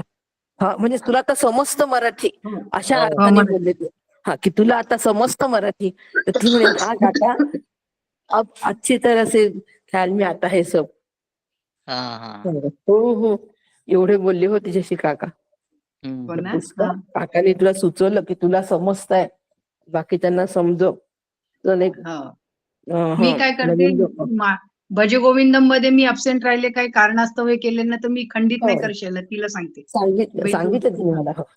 तिला आधी सांगते, 1-2 दिवस आधी म्हटलं बाई की थोडासा अभ्यास करून तू सांगून घे. सांगितलं तिने असं मला. करून ती करते, तयारी करते ती. तिला आता भाभी एक स्वतंत्र वर्ग घ्यायला सांगितलंय. हो का? तिला म्हटलं तू स्वतंत्र वर्ग घे. अच्छा अच्छा, चांगलंय ना. आता कारण आता तुला काकांनी म्हटलं की तुला आता समजतंय, काकांनी सांगितलेलं आहे तुला आता समजतंय. म्हणजे ती, मी म्हटलं पांडे वहिनी, भाभी यांच्या ह्याच्यामध्ये आता तू बरोबर हे आली म्हटलं. काकांकडून आशीर्वाद घेऊन आली आहे म्हटलं की तुला आता समजतंय, काकांनी तुला सांगितलंय की तुला समजतंय म्हणून. काकांनी ओळखलं की तुला समजतंय आता म्हणून मराठी. जेवढं समजलं तेवढं बाकीच्यांना सांगायचा प्रयत्न कर. हो, आता काय कितपत करते ती, करेल पण. शैला, बोलण्याचा परिणाम खूप छान होतो आपल्या अंतःकरणावरती. खूप खूप छान. बोलता बोलता अनुभव आहे ते समर्थांचं वचन प्रमाणात आहे. असंच घडतं ते अंतःकरण शैला. हो हो हो. अगदी. आणि भाभीने छान सांगितलं, मनावर संस्कार करून घ्यायचे. हो हो, होतोच तो. छान सांगितला मुद्दा तो. छान मुद्दा मांडला ते. भक्तीचा कळस, ते 4 गोष्टी आणि मनावर संस्कार. पाय खूप छान सांगितलं. भक्तीचा पाया मजबूत करायचा आहे. हा, भक्तीचा पाया मजबूत करून कळस चढवायचा, त्याच्यासाठी मनावर संस्कार. छान सांगितलं शैला. भाभीनी मला हे प्रवचन ज्यावेळेस म्हणून दाखवलं ना, तुला सांगतो माझ्या अंगावर असे काटे येत होते. हो ना. हे प्रसंग ऐकला मी अर्जुनाचा, त्यावेळेस गदगदून आलं, खरोखर गदगदून आलं आणि काटे आले होते माझ्या अंगावरती. म्हटलं इतकं सुंदर झालंय तुमचं प्रवचन, काही विचारूच नका म्हटलं. खूप छान, खूप छान झालं. भाभींचं खूप विषय झालेत ना. हो. या भाभींचे पंचदशी, विवेक सिंधू, गीता पूर्ण, परमार्थ विज्ञान, सार विचार, खूप झालं ज्ञान यज्ञ त्यांचे. त्याचं आता तो अनुभवामध्ये सगळं दिसतंय ना, त्यांच्या वाणीत ते सगळं दिसतंय ना. खरंच. हा, गुरु कृपा त्यांच्या. खरंच हीच कृपा आहे. तुमची लेखणी, त्यांची वाणी, गुरु कृपा. आजच्या याच्यात मी उपक्रम आणि उपसंहार मांडला होता भगवद्गीतेचा, की उपक्रम काय आहे भगवद्गीतेचा. नाही, उपक्रम काय नाही ते तर मांडलं. आणि एक श्लोक घेतला होता की खरी भगवद्गीता अशोचानंद शोचत्व है ना, प्रज्ञानवस्त भाषसे गतासून गतासून नानुशोचित पंडिता. ही भगवद्गीताची सुरुवात आहे इथून खरी. हा उपक्रम आहे, म्हणजे ज्याच्यासाठी शोक करायचाच नाही ना, है ना. मग इथून भगवद्गीता शोकाच्या वर्णनापासून इथून गीतेला सुरुवात करता. हा उपक्रम आहे भगवद्गीतेचा, की शोक असू नये म्हणून. है ना. आणि उपसंहार कुठे केलेला आहे? अहम त्वा सर्व पापेभ्यो मोक्षयास्मी मा शुचः. म्हणजे मी तुला सर्व पापापासून सोडवीन, तू शोक करू नको रे बाबा. म्हणजे याचा अर्थ मधला अर्थ, सुरुवातीला शोक नाही आणि मधला शोक करायचा नाही, है ना. म्हणजे सुरुवातीलाही नाही आणि शेवटी नाही, मध्ये आपण शोकमग्नच असतो. पण मधलाही शोक करू नको तू. मधलं जीवन तुझं आहे ना, ते शोकातून मुक्त होण्यासाठी आहे. मग हे शोक करायचं नाही. म्हणून पारमार्थिक ग्रंथ वाचताना, कोणताही पारमार्थिक ग्रंथ असतो, त्याचा अभ्यास करताना आपण तिथे जागं व्हायला पाहिजे. काय मला हे देव पाहतं, तू सांगते ना हा श्लोक मला काय देव पाहतो, हे मला काय देव पाहतो ग्रंथ, इथं जागा राहायला पाहिजे. त्याचा उपयोग जर केला ना, तर मग या विचाराप्रमाणे जगणे अत्यंत कसं होते, वास्तविक अवघड आहे पण जीवन आनंदाचं होतं असं जगणे. काय भाभी शैला नेहमी म्हणायची, पहा मला आठवतं, तिचे शब्द असे हृदयात बसलेत की अभ्यास टू द पॉइंट. आपण ज्यावेळेस अभ्यास करतो ना वहिनी, त्यावेळेस कसं to the point. To the point आहे तो लक्षात ठेवायचा. आणि केशराचं माप आहे, हे केशराचं माप माझ्या पदरात पाडून घेतलं पाहिजे. आणि आनंद हा केशराचं माप आहे. म्हणून भगवद्गीतेचा उपक्रम आणि उपसंहार हाच आहे, शोक मुक्त होण्यासाठी.